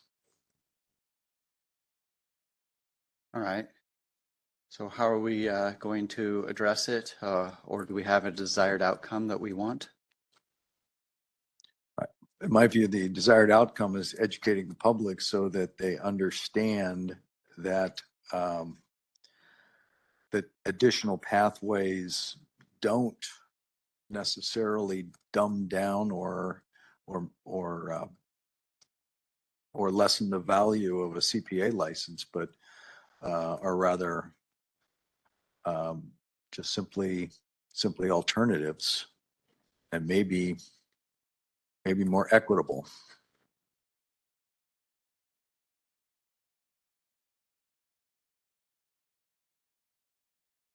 All right. I see a hand up. For the issue, would we want to say perception or perceived lowered standards? So it doesn't sound like they are lower, just in that category, perceived? Fair enough, yeah. Thank you.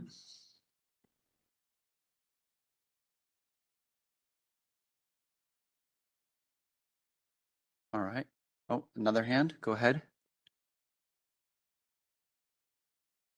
Just objective number 2. Again, going off of this, it says the processing time for both licensing and renew applications is too long. But at the same time, one of the strengths is the renewal process. So going back to there seems to be it's a very complicated interpretation of that, I guess. Sure, like different respondents are going to have different perspectives, and clearly someone said that the licensing was taking too long, and someone else said that it was taking that it was efficient. That it was a strength, yeah. But if we're going to address it, well, first the question should be, do you want to address it, or how do you interpret the results of 15% of the people saying that it's taking too long? I think not to address it. I think if it's saying that we are doing well with processing the applications, that small percentage of people could be someone who has a red flag or a hiccup, and they're just not happy with the outcome on their personal level. Yeah, just to take a step back, and you may have clarified this at the beginning and maybe I just missed it. What was the population of folks you guys polled for these answers for the external grouping? 1,700-ish. 1,700, okay. Yeah. And is it the same population of people for every bucket? Not necessarily, well, I mean, it is the same people who respond to the survey, but not necessarily everyone responded to every question, especially those open-ended questions. Yes, we got, 17, like over 1,700 people saying, responding to that very first question of the survey. But once they start going through them, people don't like doing surveys, especially when they ask to do open-ended questions. So the summaries are based on people who responded to those open-ended questions and added additional comments. And those numbers got much smaller. Those are somewhere between like 400, 500 people. And there are a lot of topics that they all talked about. So what's talked about here are the common ones that were talked about the most.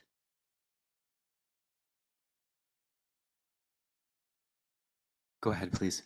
Correct me if I'm wrong, and I guess maybe it's partly a question for our staff, but we have established processing times, like, what do you call them, minimums, I guess maybe we want to meet, and we have been meeting them very well. But I realize if the, public or whatever is unhappy, then we may have to look at, are those reasonable? But I kind of agree with Ms. Ward that that should not be an issue here. So, thank you.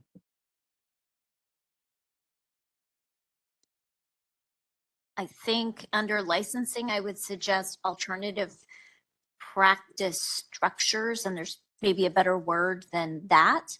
But I think that our profession changes and that different ways of structuring businesses are becoming popular, and that presents some weaknesses, some opportunities, and some potential risks. And so would suggest that they be monitored. I'm not quite sure where this goes, but, be monitored and evaluated for maybe gaps in licensing policies, as well as opportunities to evaluate. Are you talking about the different pathways? No, alternative practice structures. So I'm thinking of the way private equity can change the way firms are structured. We license a firm, what do creative, not only just that, but there will be new things we haven't thought about. Someone's going to do something totally different. And so then how do we adapt in terms of licensing to ensure when accounting services are provided under the next new thing that we've never even heard of, that there is some protection.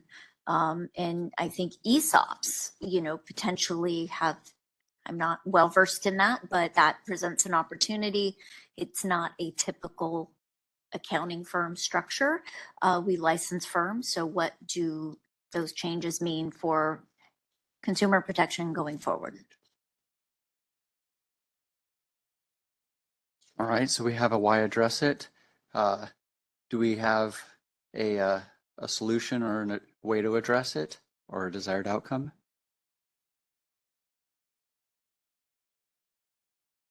Guys, we can come up with the desired outcomes and the solutions offline. I think to just kind of expedite things a little bit, if we can just focus on what issues that you really want to focus on for your strategic plan.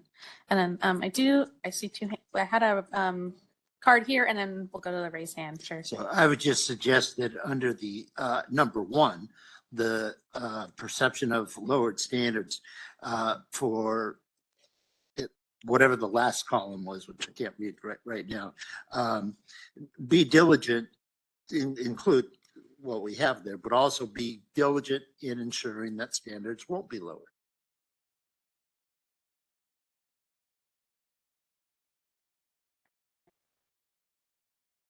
All Had right. a raised hand in the back.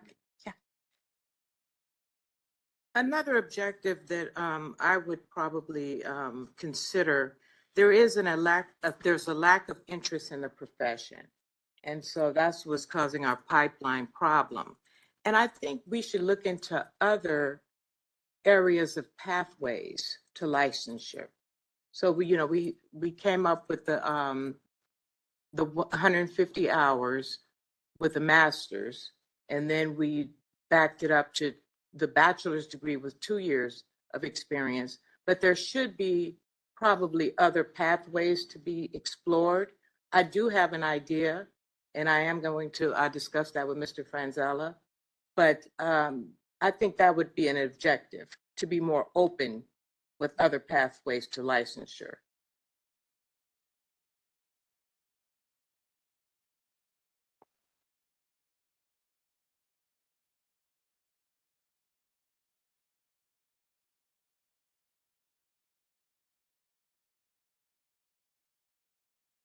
All right, do we have a fourth objective or issue we need to address? I see a hand up, or am I moving on too fast? No, just a question, and I realize we're not really going back to the prior one, except that in the prior summary of objectives and status, there are 3 that are in process. Is there anything that is incomplete that we wish to complete? Or that has not been complete that we want to complete? Maybe staff can, or Dominic, could you let us know? So looking at least at number 3, I know the board has already embarked on the continuing education revisions. And one of the items that staff was going to offer up, depending on discussions with members, was under kind of repositioning that to the laws and regulations section and be more about completing the rulemaking and making it more actionable that the board has taken the steps and is going to initiate a rulemaking and kind of address that in a different area. As for implement leading technologies, obviously we did CBA Connect and we're already moving on to the exam and initial licensing at present. So I think that's kind of, if you want to keep it, you're welcome to, but it is something we already have well in the works. And review. And I think number 2 was what the board did a huge lift on over the last two years that resulted in the legislation that you're seeking to have introduced this coming legislative session. So I think that one it's sort of in process, but it really is for that particular issue kind of complete.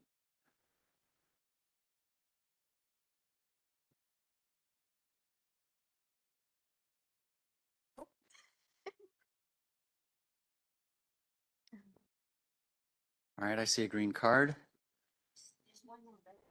Oh, there's a red card over here. Oh, one of our weaknesses was that our internal stakeholders want to see less reliance on manual and paper processes.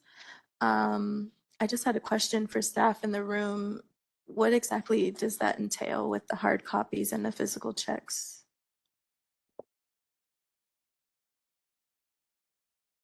For the paper copies, so our strategy on going paperless has been going forward because we're transitioning to CBA Connect, and so we're less reliance on paper forms, and so we're leveraging that.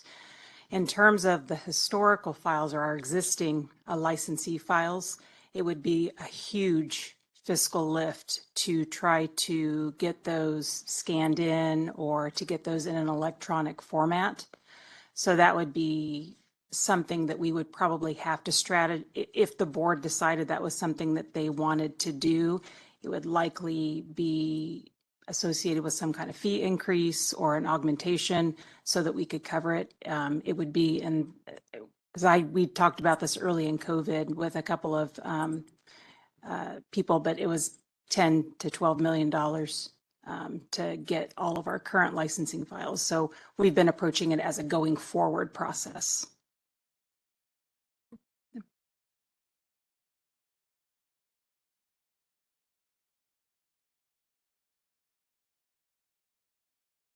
All right, I'm seeing green cards again. Are we ready to move forward? Does that mean we're ready for a fourth issue or we're finished with licensing? All right.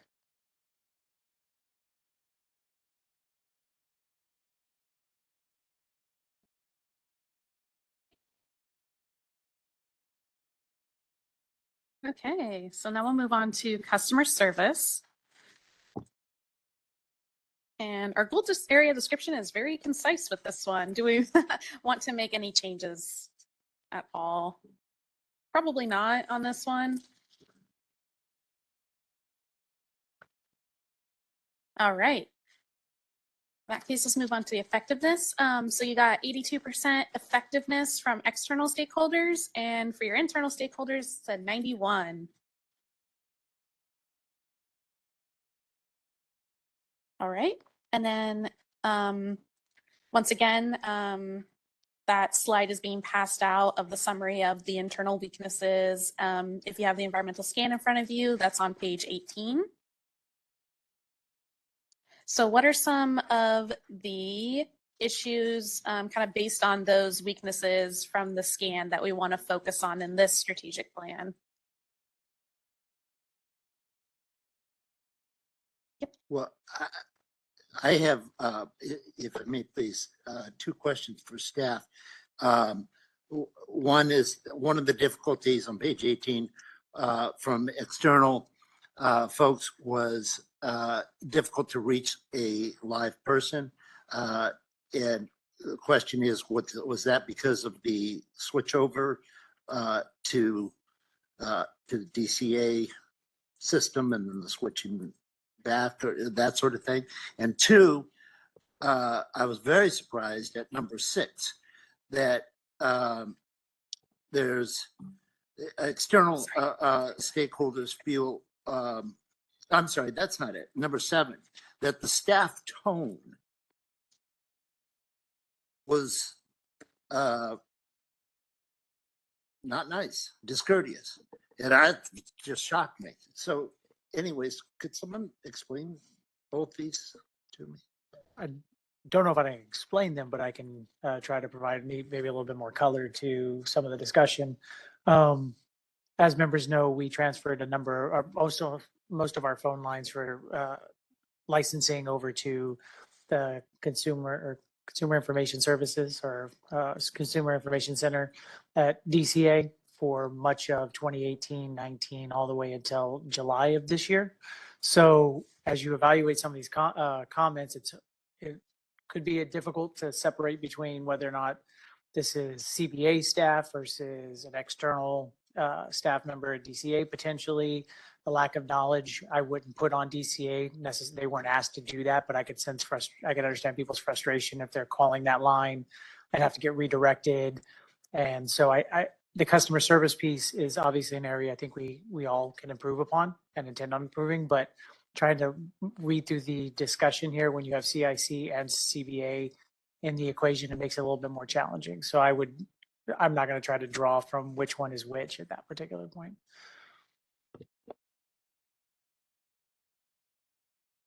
When going through this one, I was going to ask the question also about a live person on the phone, but I really don't know any place I've ever called and someone answered the phone. When I call the dental board, the hygiene board, your medical doctor, nobody answers the phone anymore. Nowhere. You leave it, nowhere. So I mean, so for that comment, I get it, but like, yeah, that's just what it is in the real world right now.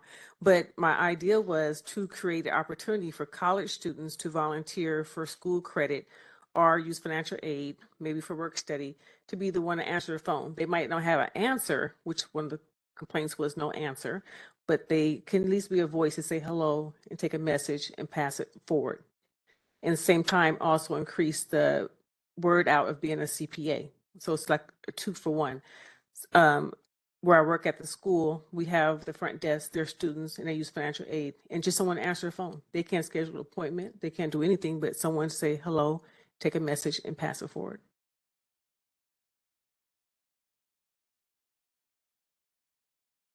Is that something that we want to consider? Do we want to focus on the difficulty reaching a live person under customer service in the strategic plan? What's what struck me on that is when we were looking in the environmental scan, the summary of weaknesses on page 18, that you got the number 1 says it's unresponsive, and number 5 says we don't have any measurement tools to identify gaps. And I don't know if that's the case or not. Do we have already how many rings does it take, how many calls get answered or anything like that? And is that something that really would improve or help identify areas to improve? Can I just point out too that it's again listed as a strength? Yeah. I mean, Responsiveness. yeah. And I mean, everyone's going to have a different experience. It could be, one person got really good experience, so they mentioned that, and then another person got a really bad experience, so they mentioned that. So not everyone has the same experiences. So it's really a matter of, do you want to address the people who did have bad experiences? Oh, wait. Sorry. I like this. I'm going to use this at school in my class. I'm going to say, you guys get your cards and stop me when I'm lecturing. So my comment earlier is more for, I think, outreach, because people call in. If you get someone, you do, you don't. It's just what it is. But if it's not here, then for sure I want to put it in outreach to get more awareness out to the colleges.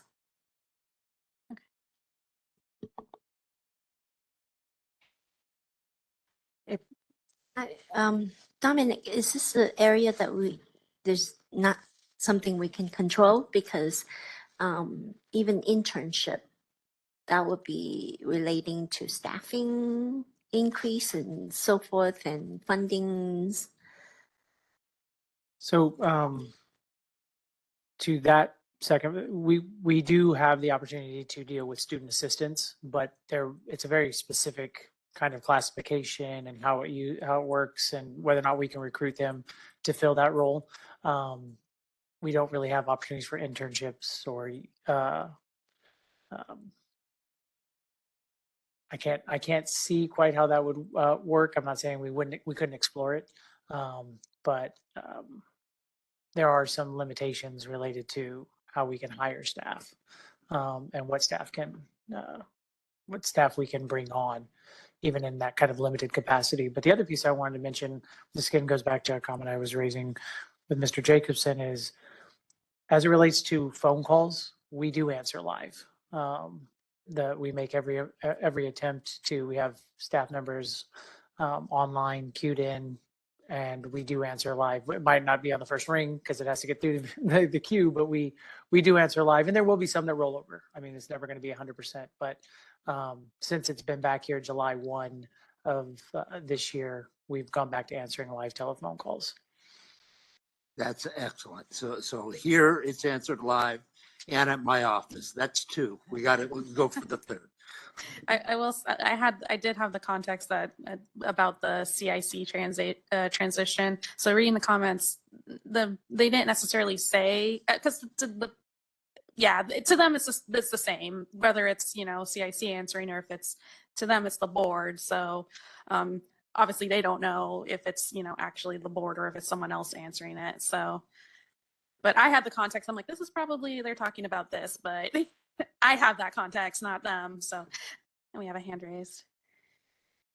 I'm not sure, in terms of the nature of the calls that come in, staff would probably be more aware of that. But say, for instance, like, we'll just use the IRS, for example, versus hanging on the line for a long time to try to get someone to answer, where's my refund? There's specific information that you can put in yourself and get some of your answers. Do you think maybe automation of some technology would cut down on some of those questions, that whatever the reasons that the people are calling in for? Now, of course, something like a complaint, that's an option. Do you have a complaint? Press 10, 5 or something like that. But if, there's selections that could be used to cut down on maybe some of the phone calls that the staff has to take. Has that been addressed, or is there anything like that in place? No, we don't have any specific automation like that in Okay. place. Is that something you want to explore looking into, or? See, because I'm not sure of what type of questions are coming in, so that would be something that staff would have to look at to see what the majority of those questions are. And then maybe something more automated could come in and help take the heavy off. If I could just add in a little, I'm sorry, Ms. Tu. Follow up on that. Do we have a automatic system, phone system? Is it modernized enough to actually kind of say, if you need an application, go to this website to get an application, because they cannot get it mailed out to them either. They have to go to our website, right? And that's where AI in the future will be able to help. But of course, there's the cost issue also. We used to have, so many years ago, many moons ago, we used to have an automated phone system where it was like, press 1 if you want information on this topic, press 2, or if you're trying to reach licensing, press 3. And then when they got to licensing, it's like, well, are you an exam? Are you initial licensing? Are you renewal? We had this extensive phone tree, and we had different voicemail boxes that said, hey, if you're calling about your renewal, or, just kind of specialized information. And so that kind of got truncated, and then it got truncated even further when we transitioned to eliminate desk phones, that whole phone tree system. And now we have Microsoft Teams. So we have a Teams calling feature where calls are received through our computers and staff answer those. So the calls are answered live. If I'm on the phone, it goes to, Rebecca, and then Michelle, it kind of goes down the line, and, there is an option for a voicemail. So in that sense, we're doing what we can to try to help them as they're calling in. So I think what you're saying is maybe a phone system where it's like, I can put in, like at the IRS, I put in my social security number and it tells me my refund is going to be sent in 2 weeks or whatever it is. So I think that is probably a completely different system that we would have to explore. I will say that right now we do have an online dashboard system so that people who have applied for initial licensure can go onto their dashboard and see, get a status on where their initial licensure application is. On CBA Connect with renewals, they can go in and they can see if their license has been renewed. And same thing with our exam system, although that's kind of on our business modernization, we're going to be, updating that so they can at least see if their application has been approved so they can start scheduling for their section. So it's not a phone part, it's more of a electronic, through their computer or their phone, they can access the internet.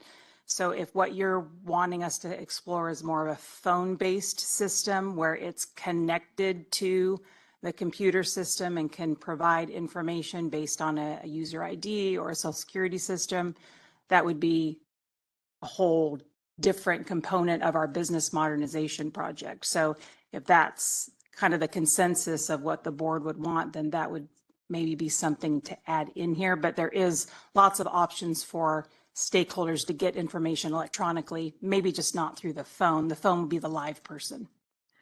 And one other piece to Ms.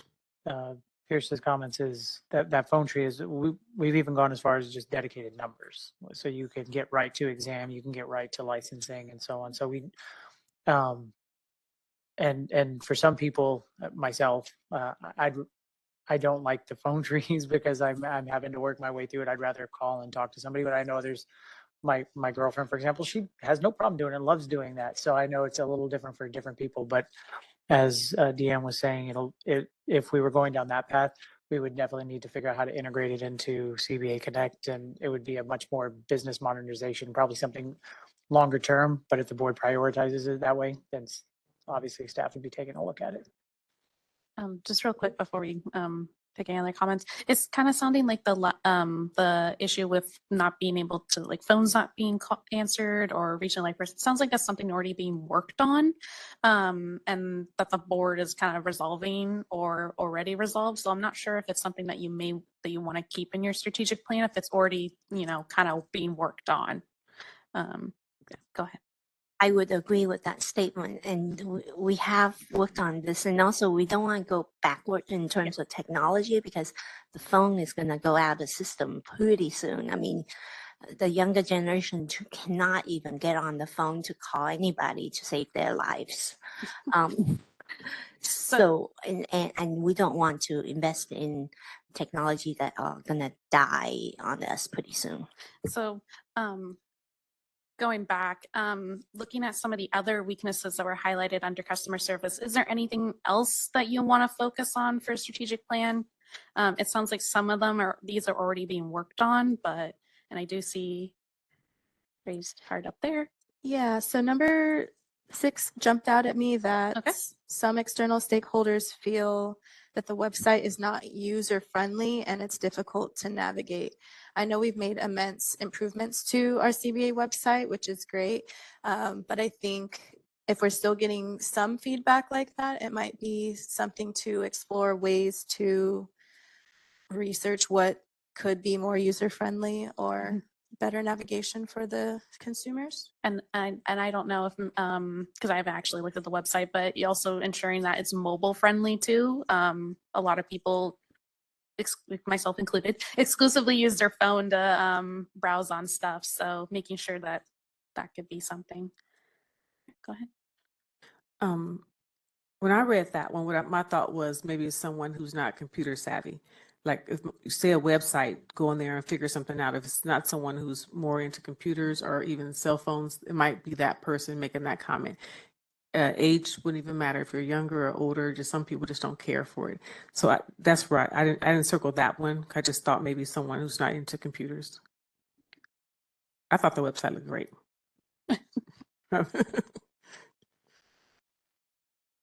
I just noted here, even on the, there really doesn't seem to be a whole lot that, because the weaknesses are the same as the strengths. So it's just someone's experience. But I do think going back to the idea of metrics, I mean, I don't know if we have the ability to know how many calls are not answered as the result of, someone not being there at that time. And I'm wondering if, and I think there might even be a current request to the IT group about trying to install or create some sort of metrics. And so that might be something that I think we could do to maybe not improve customer service now, but to figure out how we might be able to improve customer service in the future. So if that could be added to the list. Yeah, so that kind of sounded like the what was it, the lack of measurement tools that was identified by internal stakeholders. So maybe exploring ways to measure those and kind of measure customer service. Yeah, I think that's perfect. In this particular case, I'm giving more credence to the internal stakeholders because of the transition between DCA and CBA. And the internal stakeholders cite the staffing levels on 3, and then 5, the lack of measurement tools. And so to piggyback on Joe's suggestion, maybe we should have measurement tools for customer service, which would then lead us to assess our staffing levels or anything else that we, either evaluate the current measurement tools and look for improvements so that we can accurately measure stakeholder satisfaction and determine root causes of dissatisfaction. Okay, so evaluate current measurement tools to evaluate customer satisfaction. And just as an addition, we do have a customer satisfaction survey on our website that we try to push in many different ways. I think one of the unfortunate things is we don't get a ton of feedback on that, but we do include it in all of our emails that go out to applicants, licensees, trying to solicit feedback on that.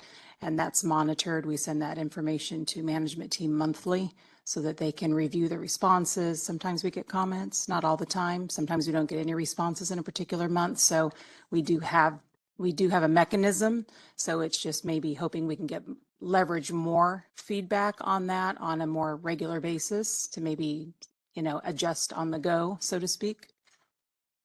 I noticed from the last time the response to implementing leading technologies to track inquiries and necessary and improve responsiveness, that there was a lot that you guys are doing.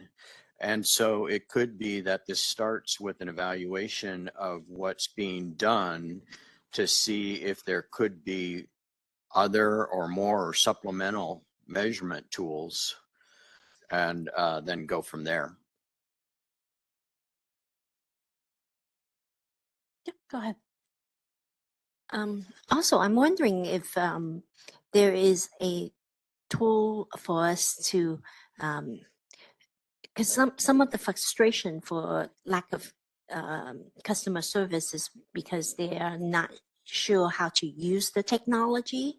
So, and like you say about the mobile apps, YouTube, we are going to YouTube to figure out how to get an application, how to fix a car, how to fix anything that is wrong in our environment. So I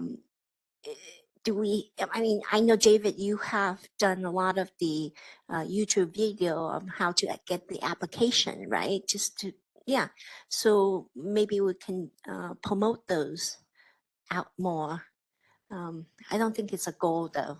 Maybe that's an outreach area yeah. to kind of Which is the next. yeah, which is our next one. Yeah.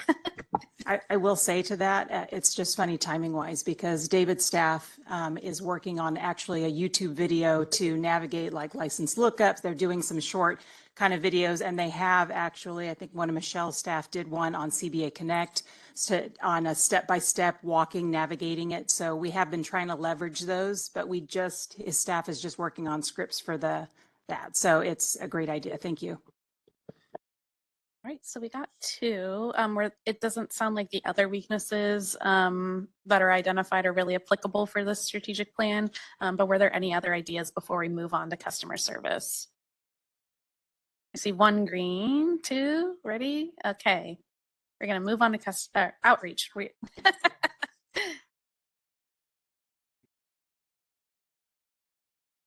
right, and we'll switch up to scribing.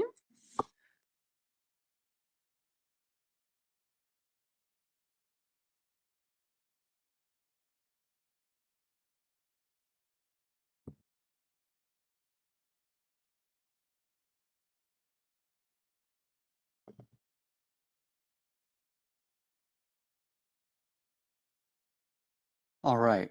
So for outreach, we have provide outreach to a wide audience, grow audience diversity, and increase consumer protection. How do we feel about the language we've got so far? See at least one green flag. We're ready to move on? All right. So, Wait, it's a red flag? one comment on this one, and it actually relates to the previous strategic plan, and that is that there are a couple of this goal explanation is growing audience diversity and increase consumer protection. Well, I guess that's right. I think we mostly think of it as outreach to try to increase the pipeline, or at least that's what we've been thinking about so far. But in the past, we've also done things like helping consumers find a licensed CPA and understanding the difference between services that can be rendered. and that sort of thing, and not, so I think I'm wondering maybe that encompasses the whole outreach, and maybe I'll stop babbling now, but these things, that probably, I'll take it back. Maybe that does subsume everything that needs to be covered. No, I kind of agree with you in terms of, because a lot of our outreach has turned into clarifying things to the public. So we could add to that goal, grow audience diversity, increase consumer protection, and clarify board objectives or board intention to the public. I can't find the right word, but clarify Maybe communications educate to the public? public. Maybe educate the public. Oh, there you go. That works. I'm not disagreeing with what's being said. I think if we want to clarify, that's great. But under the goal or under the goal, I guess, I mean, it indicates that in-person or online events with applicants, licensees, or consumers, it sort of is all inclusive, but perhaps we want to clarify by some of the terminology that you're suggesting. Wide audience seems kind of a little too vague for me. Provide, well, No pun intended. yeah. I guess I'd advocate for wide audience to play the contrarian because we do have stakeholders. We have other peer groups that are within our network of, regulators that we work with. So I do kind of think it's a wide audience. And my comment is that the second sentence, the outreach includes, to me, that's great, but that's not an all-inclusive list. So I feel that second section is a little limiting. And maybe Alex says, outreach includes something that widens it, that may not be exclusive to, because podcast, well, is that an online event? What if you listen to, you know what I mean? Like, so I feel like there's a lot of creativity with ways to conduct outreach, that maybe that alone is not a wide enough, or that isn't open-ended enough to allow in the second paragraph. Where it says outreach includes in-person or online events.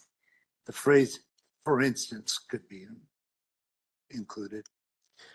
If it's outreach includes but not limited to. I like that. Consumer is a very broad term. It includes all kinds of consumers. Yes. Right? All kinds, yeah. But we use the term outreach using the lens of DEI as one of our goals. Sorry, is that like an objective that you want under this area, or is that something that you wanted added to the description? Is it, if we add it in the description, it would be, it's pretty broad in terms of my statement. Because it will encompass what we are all saying right now. The inclusionary piece, the equity piece, and the diversity piece. I can't read it.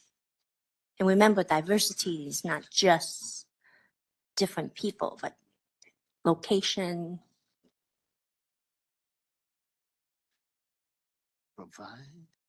I'd like to suggest that we do use the word educate in this description, because it's not just, we're just not trying to reach them, we're trying to educate them. And all of these things, educate the process to become a CPA, educate the services that CPAs perform, educate in how to report bad actors. It's really an education process, not just outreach. I agree with that. Yeah, thank you. So To reach and educate a wide audience.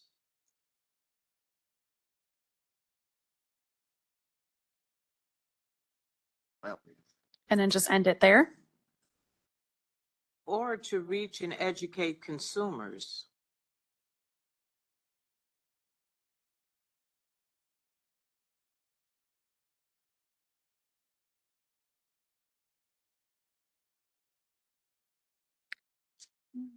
We only want to reach consumer, or we want to reach licensee too, right? But, yeah, but they're Yes. part of it.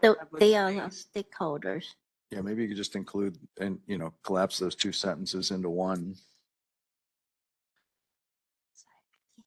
It's okay. Let's see. So an idea that was thrown out was to it to be provide diverse, equitable, and inclusive outreach to reach and educate a wide audience. And then end it there. No? A wide I audience. think putting DEI in the goal is limiting. Of course, we want to do that, but I think it should be as an objective, and then we can have firm things that we can do in order to do that. Otherwise, it sounds like that's what we're doing to outreach, rather than to our licensees, to our consumers, to all these various different parts of a wide audience.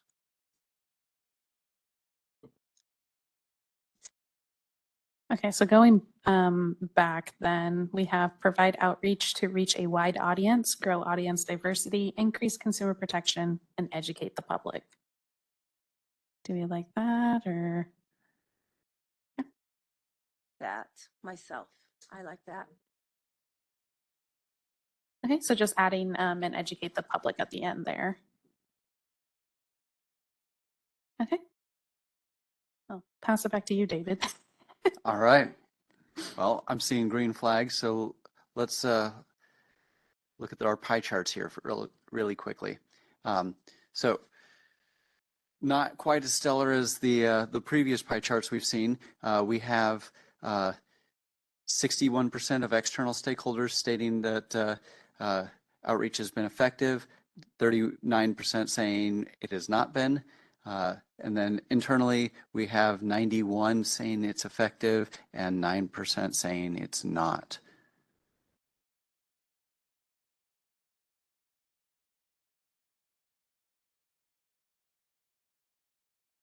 Then once again, we have our internal weaknesses, external opportunities, and external threats, as listed on page 22. And the handout is coming around now.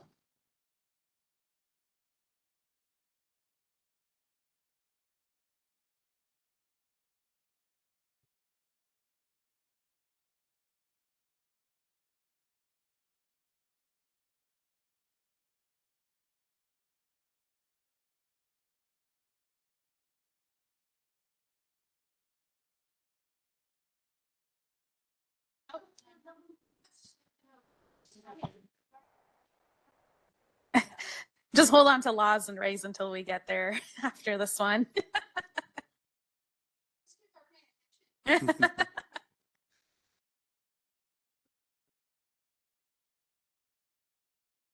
In most cases. All right. So from earlier discussion, we marked unlicensed activity as a potential issue for outreach. We interested in keeping that, revising it, getting rid of it?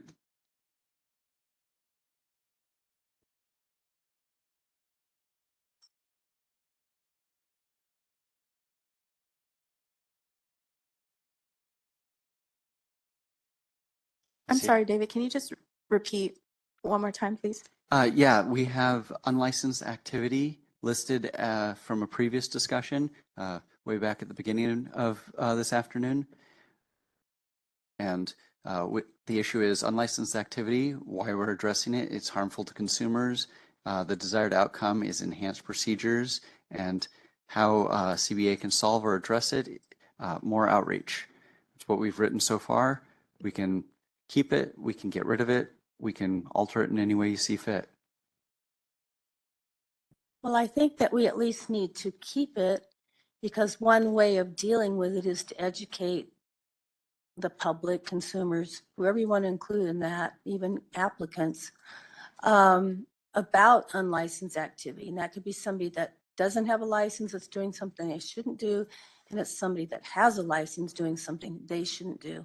So one way to educate is through outreach. And so I think we definitely need to keep it. If we want to change the wording, that's fine, but I think we need to keep it.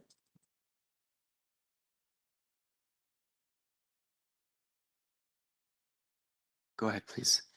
I have two of whatever the first column is, but my cataract this late in the day doesn't allow me to read what it is.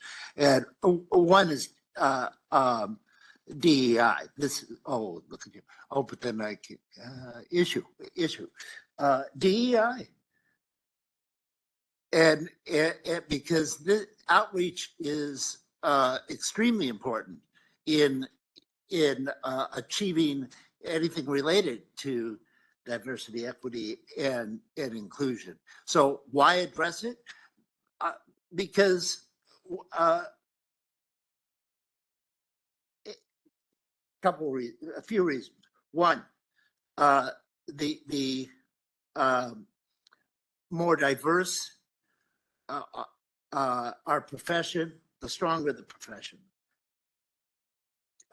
Two, the more diverse the profession, the fairer the profession. And three, the more diverse the profession, the more access consumers have to the profession. All right, so it sounds like DEI might be the desired outcome, and what's actually the issue that we're trying to solve? We need to have more diversity, equity, and inclusion in the accounting profession. Okay. I think. Or we can say pipeline. Well, I was issue. on, But I think it's important to address, because we've dealt with what that means, and we want to make sure that we get that, not just of course pipeline is very important,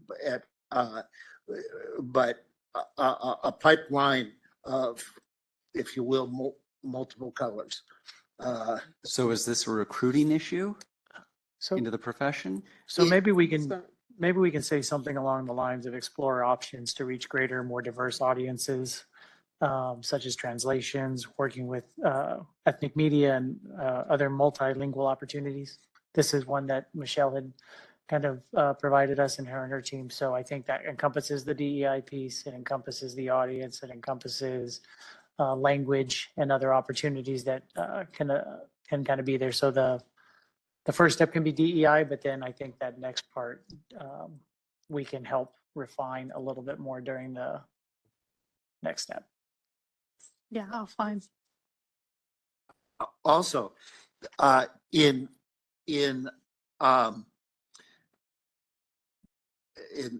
my profession, in the legal profession,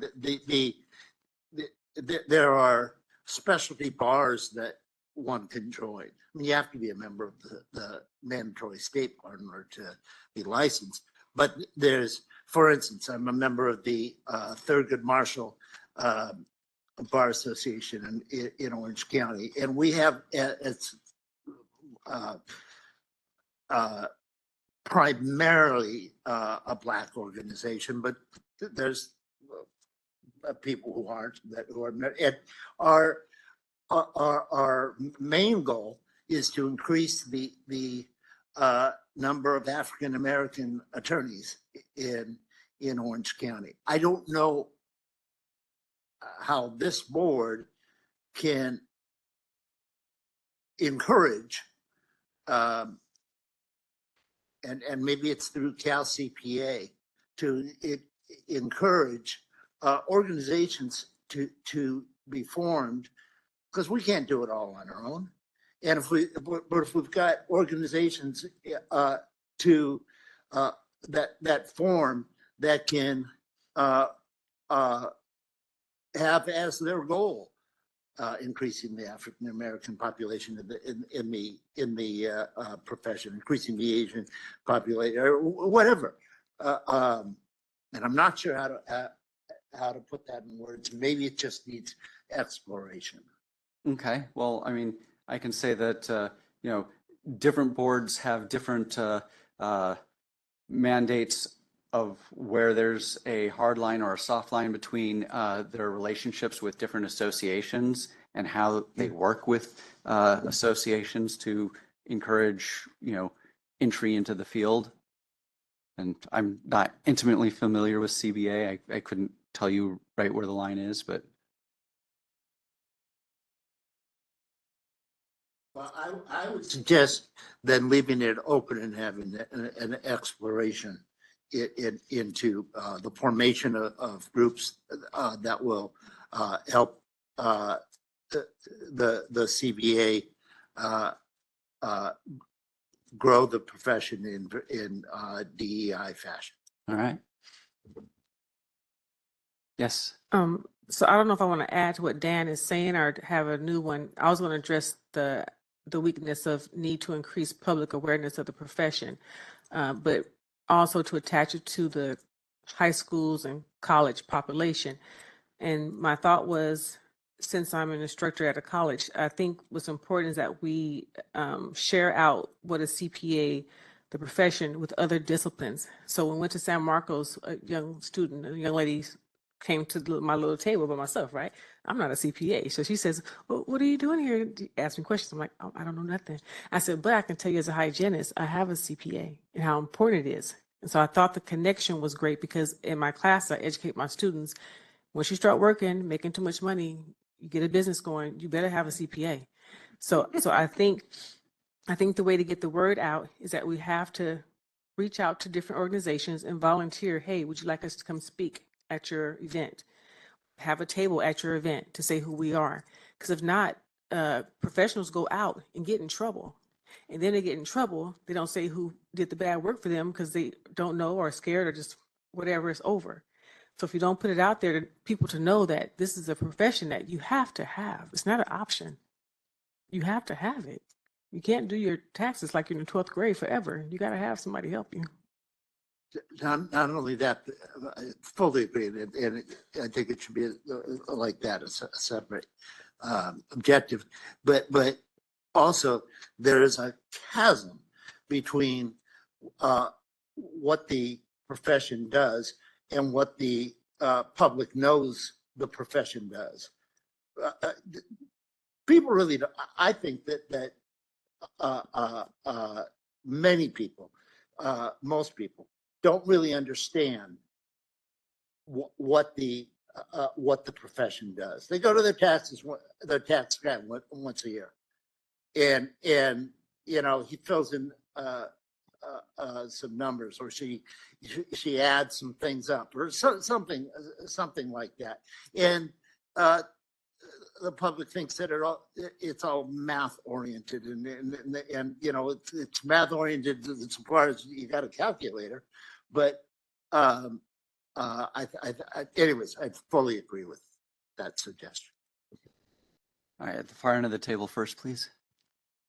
I wanted to expand on what Dan was talking about in terms of DEI. And there's organizations like ours, CBA and Cal CPA, and different things like that. Thurgood Marshall's organization. We actually don't have control over some of the things that go on in the profession. Case in point, I talked to a lot of young students that receive scholarships through ABWA. And the experience in terms of doing the work, being in college, all of that was positive. They had control and they felt great, 3.8, 4.0 GPAs, and they were going, through the mechanics of getting to the CPA path. But the main weakness on that path is the experience. That's where the control falls off. So if there was a way, and I spoke with Mr. Franzella about that, and he said to me, there's things that we just cannot control.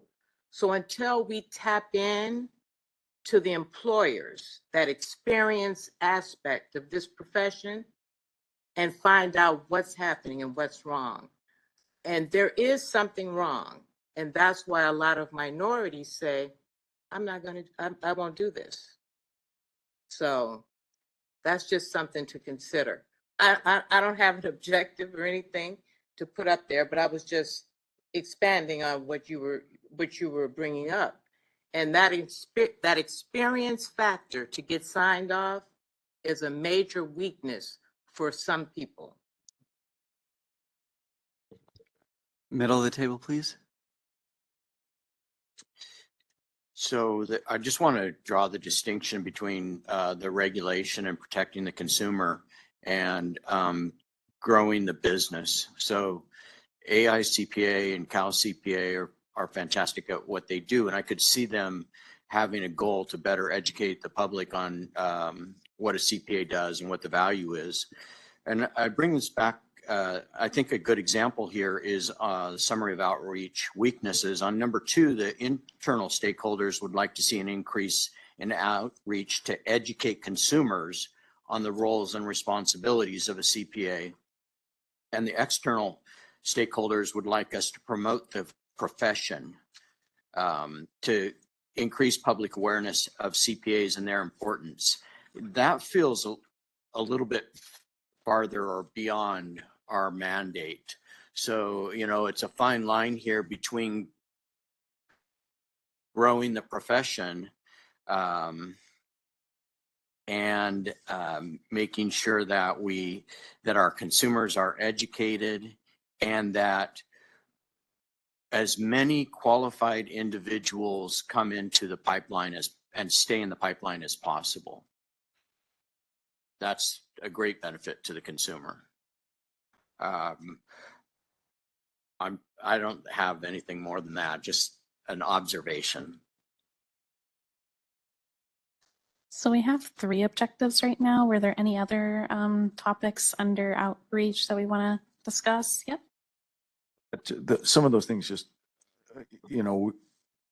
we had earlier categorized unlicensed activity as maybe something that could be under outreach to explain what's going on. But I think there are a couple of other things that could be encompassed in this, and this might be not a goal, not an objective, but now into tactics. So I'll let you categorize them. But I think how-tos, or even we need you to report bad actors might be something that would get us over the question of effectiveness of our enforcement program, because some of these things sort of tend to tie together. If you think we're having doing bad enforcement, it's because, as someone had said, you walk down the street and you say, no one's doing anything about this, but we need to educate them to go ahead and report it. Maybe there's an opportunity, secondly, to reach out to firms for various kinds of things and say, we need you, do your part to help us in this outreach and growth. I think that one of the questions that I have is the fact that 97 individuals were unaware of any outreach.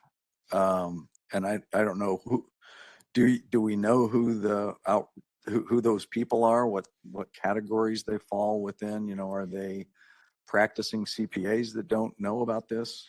I don't have, if I manipulated the data, I could probably get you that answer.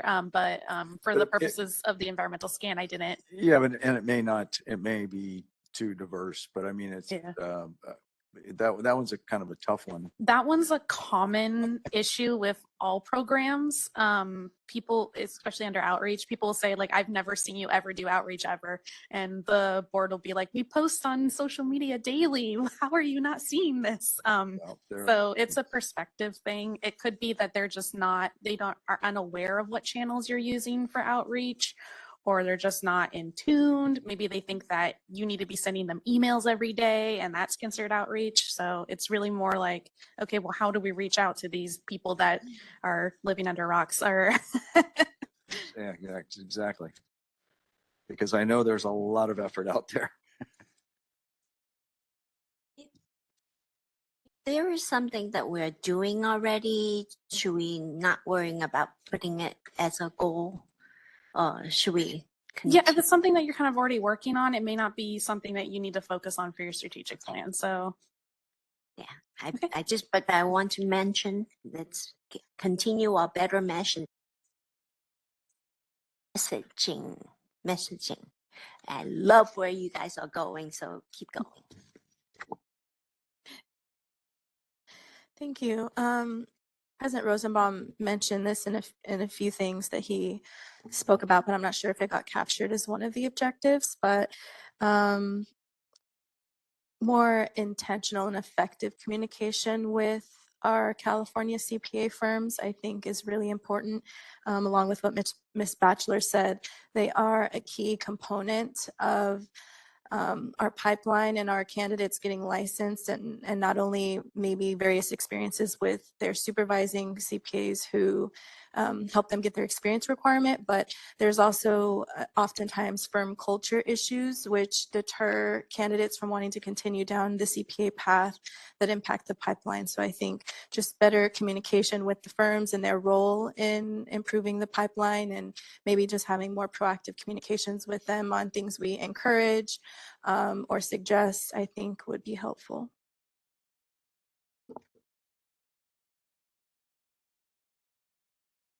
all right, so we have 5. Does that look good?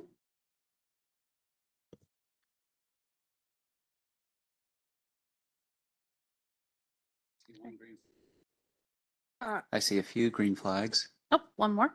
One more thing, in terms of what Ms. Lotta just said, is that on there in terms of better, I mean, more educate, I can't see really. So sorry. I wrote more intentional and effective Okay. communication with CPA firms. Okay, I got it. Yeah. All right, I see. It's kind of from this distance. The angle, yeah. I'm sorry.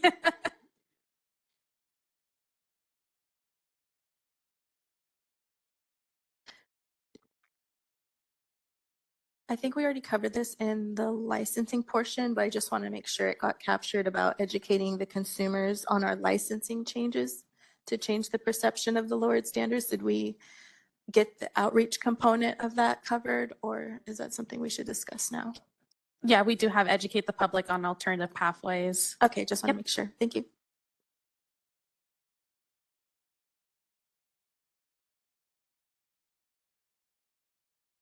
All right, at this point, we've got 5. Do we have a 6th idea, or is 5 good for us? All right, let's move on. Okay. Okay, so now we're on laws and regulations. That's up to you. What else? All right. Any changes to the goal area description here? It reads maintain an active presence and leadership role that effectively leverages the CBA's position of legislative influence. Looks good. I see a couple green. All right. So if we move to our effectiveness, here we have external stakeholders say that the board is 78% effective, and then your internal stakeholders about 90, it's 95, yes. Now I'm having trouble reading it from this angle. 95% said that you were effective in this area. And then that slide got passed out earlier of the summary. And then if you want to look at your environmental scan, those summaries are more detailed on page 26. All right, so what are some topics that we want to focus on for laws and regulation?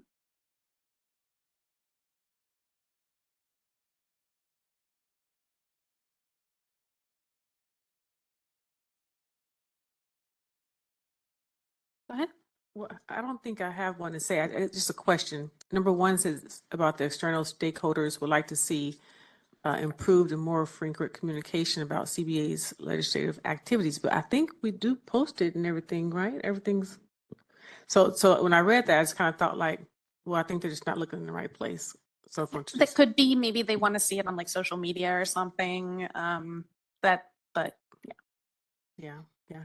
Just in, we do include it in our update publication that goes out 3 times a year. We also have a page dedicated on our website for legislative, the bills we're following, any support letters that we, or any letters. We post those on our website, both for the current year and the prior years as well.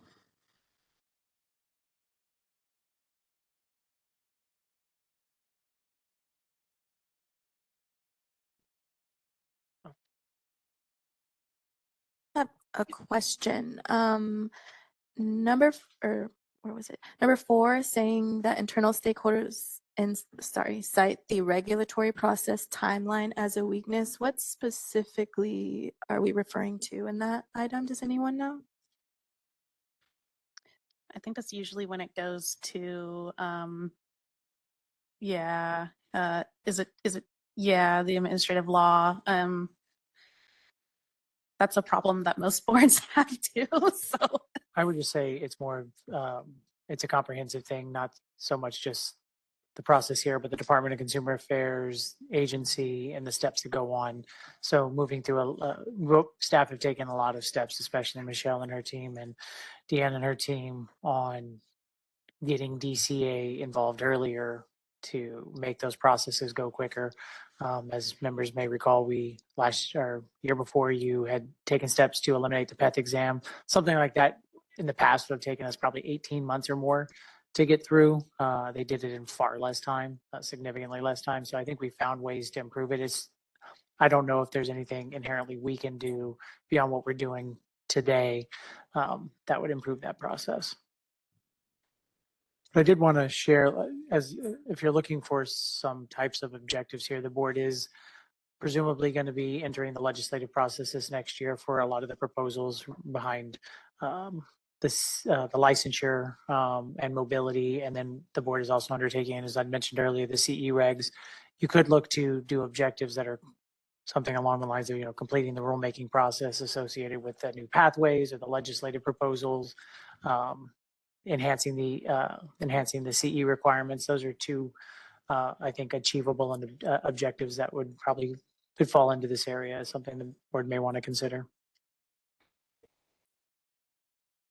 Mr. Franzella, would the elimination of the PET exam and transitioning that on a regulatory perspective, would that fall into this time period, or it's too soon for that? So the board already took care of the PET piece, the CE regs. You're taking your first bite of it tomorrow, but that's going to be I think about a 3 or 4 session kind of process. So over this year, or this coming year, the board will kind of be engaging in that, and then moving into the rulemaking process, and then implementing the changes. So I think completing the rulemaking process on enhancing the CE regulations is a good topic, because it encompasses some of the outcomes from PETH, some of the other discussion the CE work group was working on, and it'll probably take us, through much of next year to and into the following year to kind of implement. Okay, so we wanted to include the finishing the rulemaking process for CE regs on here. Yes? I see a red card. Would that be a objective of lobbying, and also because we need to identify legislature that will carry? It's a rulemaking. It's just, yeah.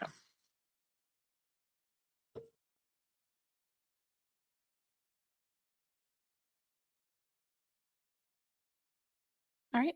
Do we want to address any of the other weaknesses? What was it? Other internal stakeholders said the Accountancy Act needed to be updated.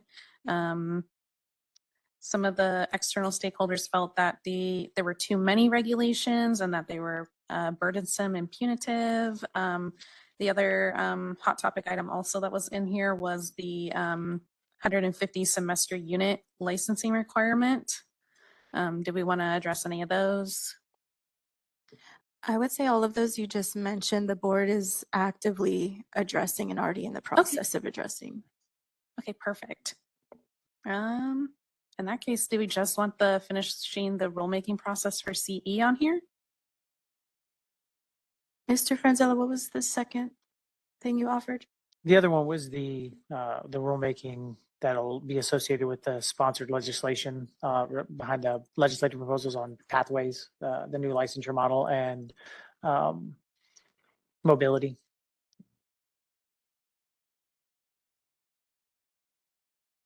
And if we just want to put it down there as rulemaking for the CBA sponsors legislative proposals, staff can work to craft that a little bit more if necessary. Just like you have.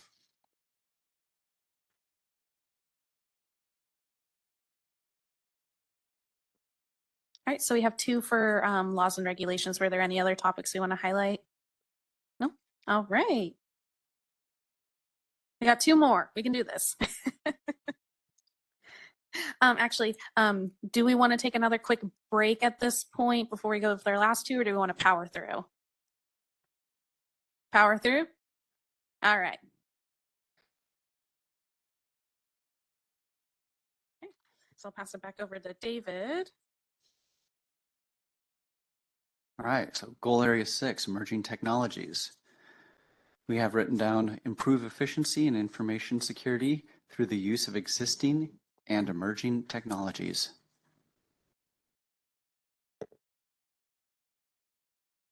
How's our phrasing on this? See a couple green flags, ready to move forward? All right, our pie charts. External stakeholders said emerging technologies, 64% effective, 36% ineffective. And our internal stakeholders said 89% effective, 11% ineffective.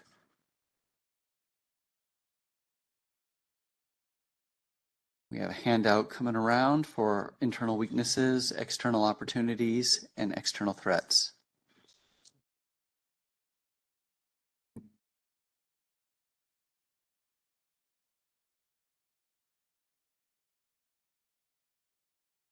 And what's our first issue?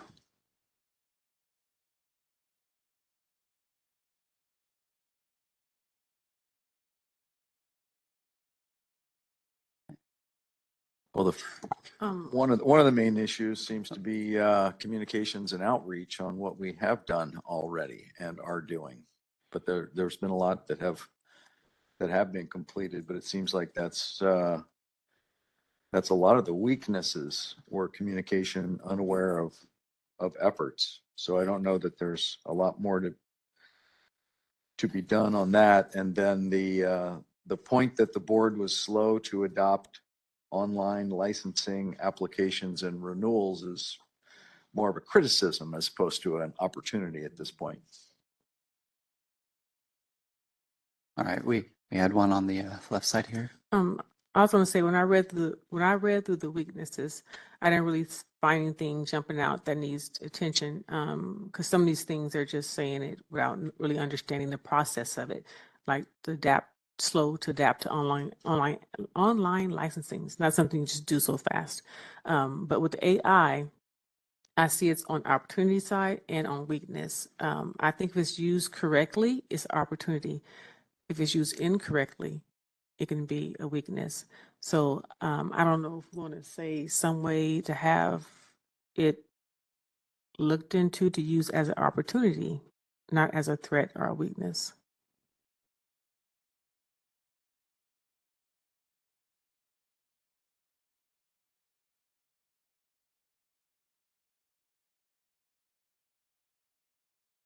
Sarah's writing explore opportunities for AI use in the profession. Mm-hmm. All right, did I see one in the corner by the flags? Thank you. This is a question for council or Mr. Franzella. This suggestion about urging CBA to develop guidelines for use for something that's unregulated in the state as a whole as AI. I guess what would the process be, or what would an initiation of something like that look like? If I'm just being cautious, I would be very cautious about adding too much AI into your strategic plan, given the direction the legislature and the governor took this last kind of session and trying to manage through the AI process and how that regulation should be provided my guess is as this continues to work its way through, we'll get more direction from the governor's office of how it can be incorporated into business practices that we use. So I don't know how to really kind of, it's there, and we need to be mindful of it, but I'm not sure what role we can have in using it just yet. But if we want to, if you want to be very generic and talk about exploring it and see what there's available, I think that's a reasonable kind of approach. And it might be we can't do anything, but at least if we're talking about exploring how it can be incorporated, I think that can be. Well, I know we want to be proactive. I'm wondering from a reactive standpoint, have we received any complaints of CPAs misusing AI yet that would in some way harm the consumer?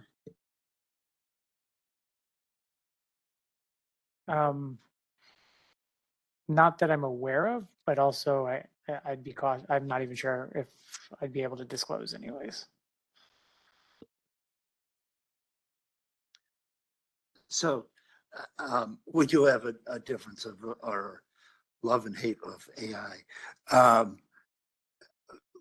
Having said that, I have a close friend of 55 years who has developed a lot of AI for NASA. So, you know, I'm all for it for launching rocket ships and that sort of thing, but not for writing legal briefs. And just to personalize this.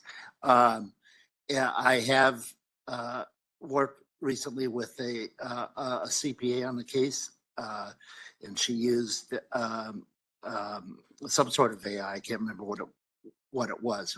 She disclosed it, but I think that the way that you've approached this, that it could, just trying to be as objective as I can, that it can be an opportunity and it can be.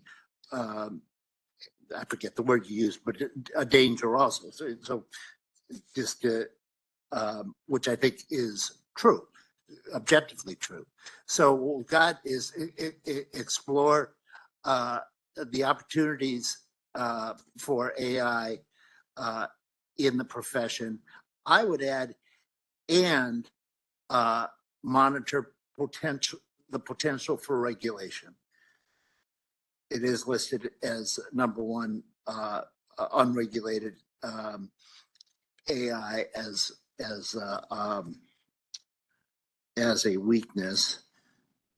If we just monitor what the governor and the legislature want and what we can do, as it is hard. The technology is not perfected yet. I don't mean made perfect. I mean it's not joined yet. It's not done yet. Not that it ever will be, but it's not done enough, I think, for a regulation at this today to be made. So, but at some point it will be. In my strong opinion. Anyways, monitor potential regulation. All right.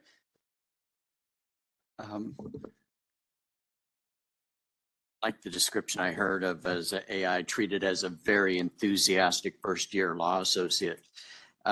So you really want to check what comes out of it. I think that I'd also like to see explore into the opportunities for AI use in the CBA.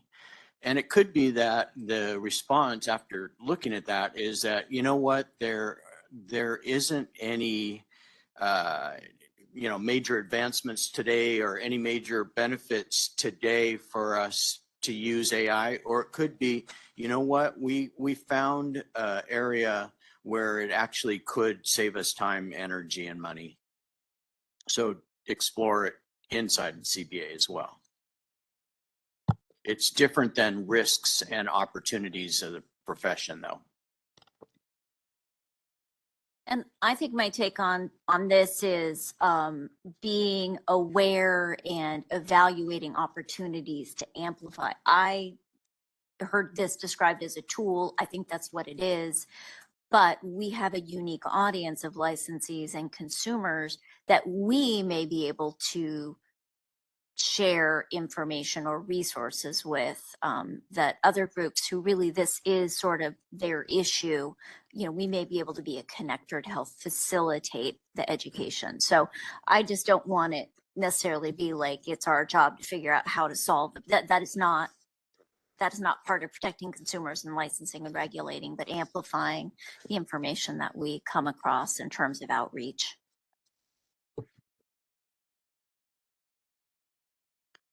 All right, any more discussion on AI, or are we ready for our next issue? See green flags for the next issue. What's our third issue for emerging technologies? Are we finished with the category? I'm seeing nodding heads. I see green flag. We're ready for the next category.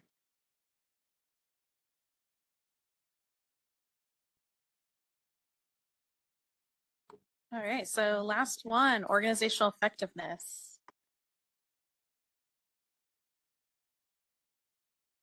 All right, so this is described as maintain an efficient and effective team of leaders and professionals. Do we like that description? Do we want to make any changes?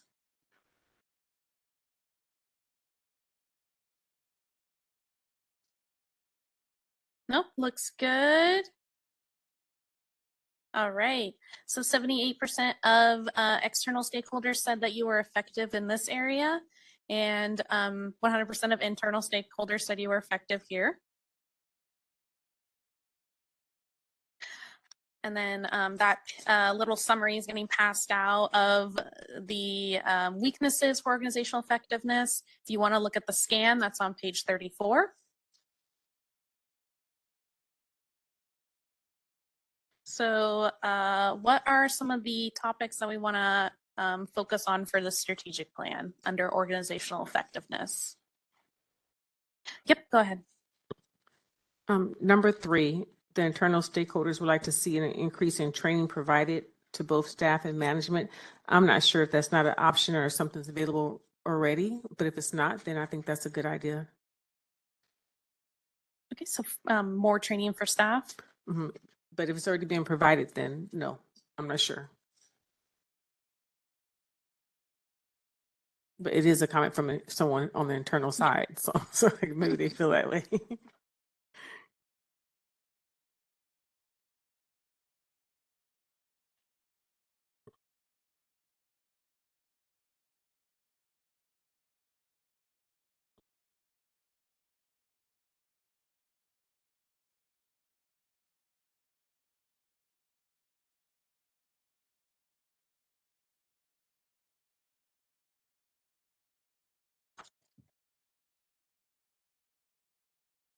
Anything else under organizational effectiveness?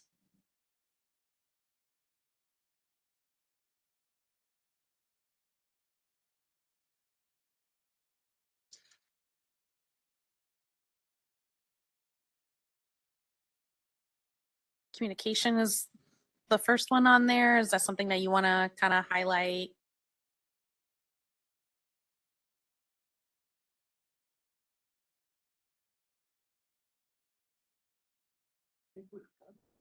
Okay.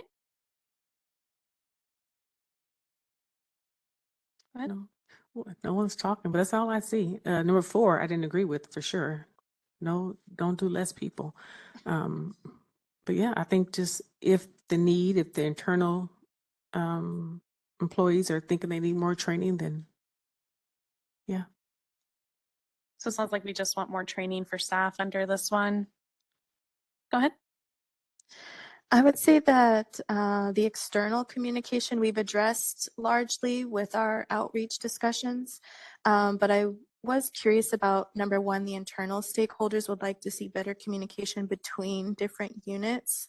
Is anyone on staff in the room aware of what that might apply to or how we could address that, or is it a significant issue?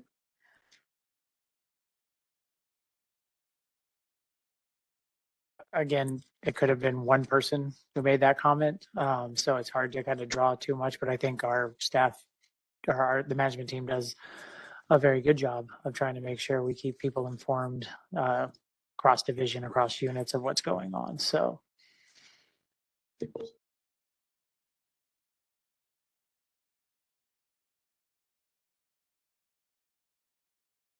So do you want to, it's kind of sounding like you don't want to include that one.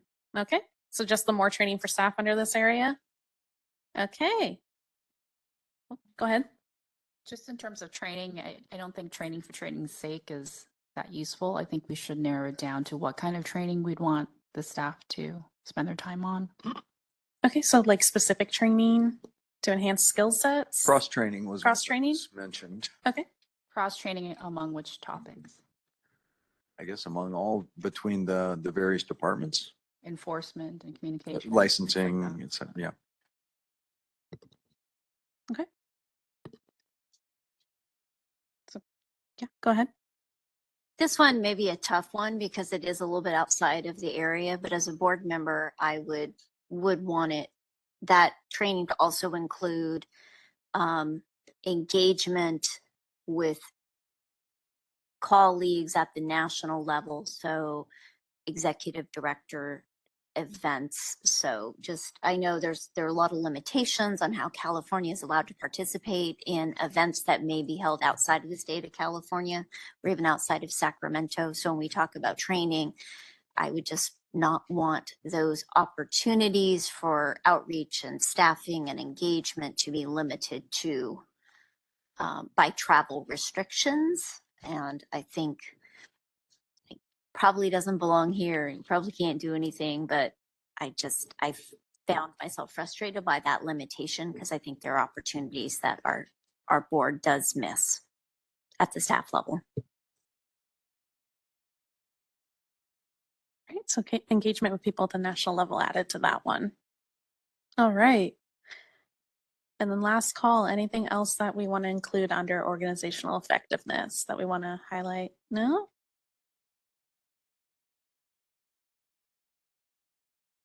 All right.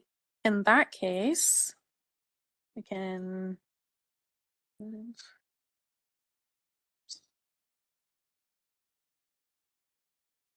All right, so just keeping track, we have 17 objectives that you created today. And it was thrown out to like maybe extending the strategic plan to be a 4 to 5 year plan. Is that how long we want it to be? So it would start at 2025 and then go to possibly 2029, 2030. I would say longer than the 3 years, but I don't know if anyone else has any other thoughts or comments on that. I guess it would be 25 to 29 or even 30. Go ahead. Do we know how many objectives we had on the last strategic plan that was a shorter time frame? I don't know offhand, but I think I remember looking through the handout that was given, and not all of them were completed. So if you wanted to complete all 17 of these objectives, maybe a longer time frame would be preferable. That way you can, once you're done with your strategic plan, be like, hey, we finished all these. So 5 years. So as you think about that a little bit, the last strategic plan had things like maintain or continue. So inherently, they're going to end up being ongoing or in process. So and also the number, I think Deanne said there was about 20 on the last one. There's 17 or so, but obviously I think there might be some more as we kind of flesh through this. The number of objectives isn't really, to me, in and of itself, the gauge of whether or not it should be 4 or 5 years. The type of objectives, what you're trying to achieve, some of those objectives could take 3 or 4 years to do by themselves, even as one. So from staff's perspective, the 4 or potentially the 5 year would be something we'd be much more in favor of. Go ahead. And I concur with that in terms of the tasks. I would just throw out a counterpoint for the board to consider is we are at a point in the profession where change is rapid, and I'm hearing outside of this room, change is increasing, expect more change. So I don't know what this board, what opportunities or threats may exist in 3 years or 4 years. And so is it okay to just revisit it? Doesn't mean you have to make big changes. So I guess my vote would be don't go too long, because it's hard to foresee the change that may make it advantageous for a future board to reconsider. I can add something to that. Some boards do revisit their plans after 3 years and then they'll make changes to it. So if you want to extend your, do your plan for 5 years and then revisit it at the 3-year mark, you definitely can. That's something you can do. And then I did see a raised hand. If there's something significant that comes up, let's say in 24 months, there's some crazy industry-wide change that is not laid out or thought of in our strategic plan, does the board have discretion to pivot and address that discrete item? Your strategic plan just gives a very high level overview. Right. There's nothing that happens externally that we can't we're adding the alternate practice structures, but that's been around and we've been talking about it for a while, even though it wasn't in our last strategic plan. So, and again, I think it is, we bring updates every year. And if at any of those particular times the board really says we would like to add to our plan, I don't think there's anything that would prohibit them or this body from doing that. So we're thinking 4 or 5. Well, I was just going to say too, that part of this was to evaluate and essentially, I guess, respond or react to the environmental scan. So did we see anything in here that really caused us to rethink what was going on or how we were approaching things, or is there anything that we really needed to focus on in the future? And I personally didn't see that. I see some communication gaps. I see some commentary that I believe is potentially dated. So I'm more comfortable going for the longer plan at this point, with the caveat that should something occur, we can always revisit. So sounding like 5 years. I would do 5. Okay. To And then 25 to 30. you can always change it when 2025 to 2030. 2029. Yeah. Yeah, it will start at 2025. So Yeah. 2025 is our first year. 29 is our 5th year. okay, yeah. It was not my strong suit. And you can always adjust when you get the plan for review and approval. So this is just kind of like we hope it to be this. All right. So with that, basically the next steps. Huh? Oh, there's still a comment. I'm so sorry. Go ahead. That's okay. I like the idea of revisiting in a shorter time frame. Is that something we need to specify, or we can always do that? Okay, Yeah. thank you. All right. So next steps, we'll be drafting the strategic plan and providing you with that draft for any review, edits, and approval. And that's pretty much it. Thank you so much. That's the end. We made it. Yes, go ahead. One second. Before we conclude, I do. Oops. Before we conclude, I want to see if we have any public comment on any of the conversation that we've had today, and if the public has any input. And I'll first ask. Oh. Okay. Hearing none. Thank you. Thank you very much for your help and assistance in this project. Thank you. Okay, with that, that's all we have for today. So we will adjourn until tomorrow morning.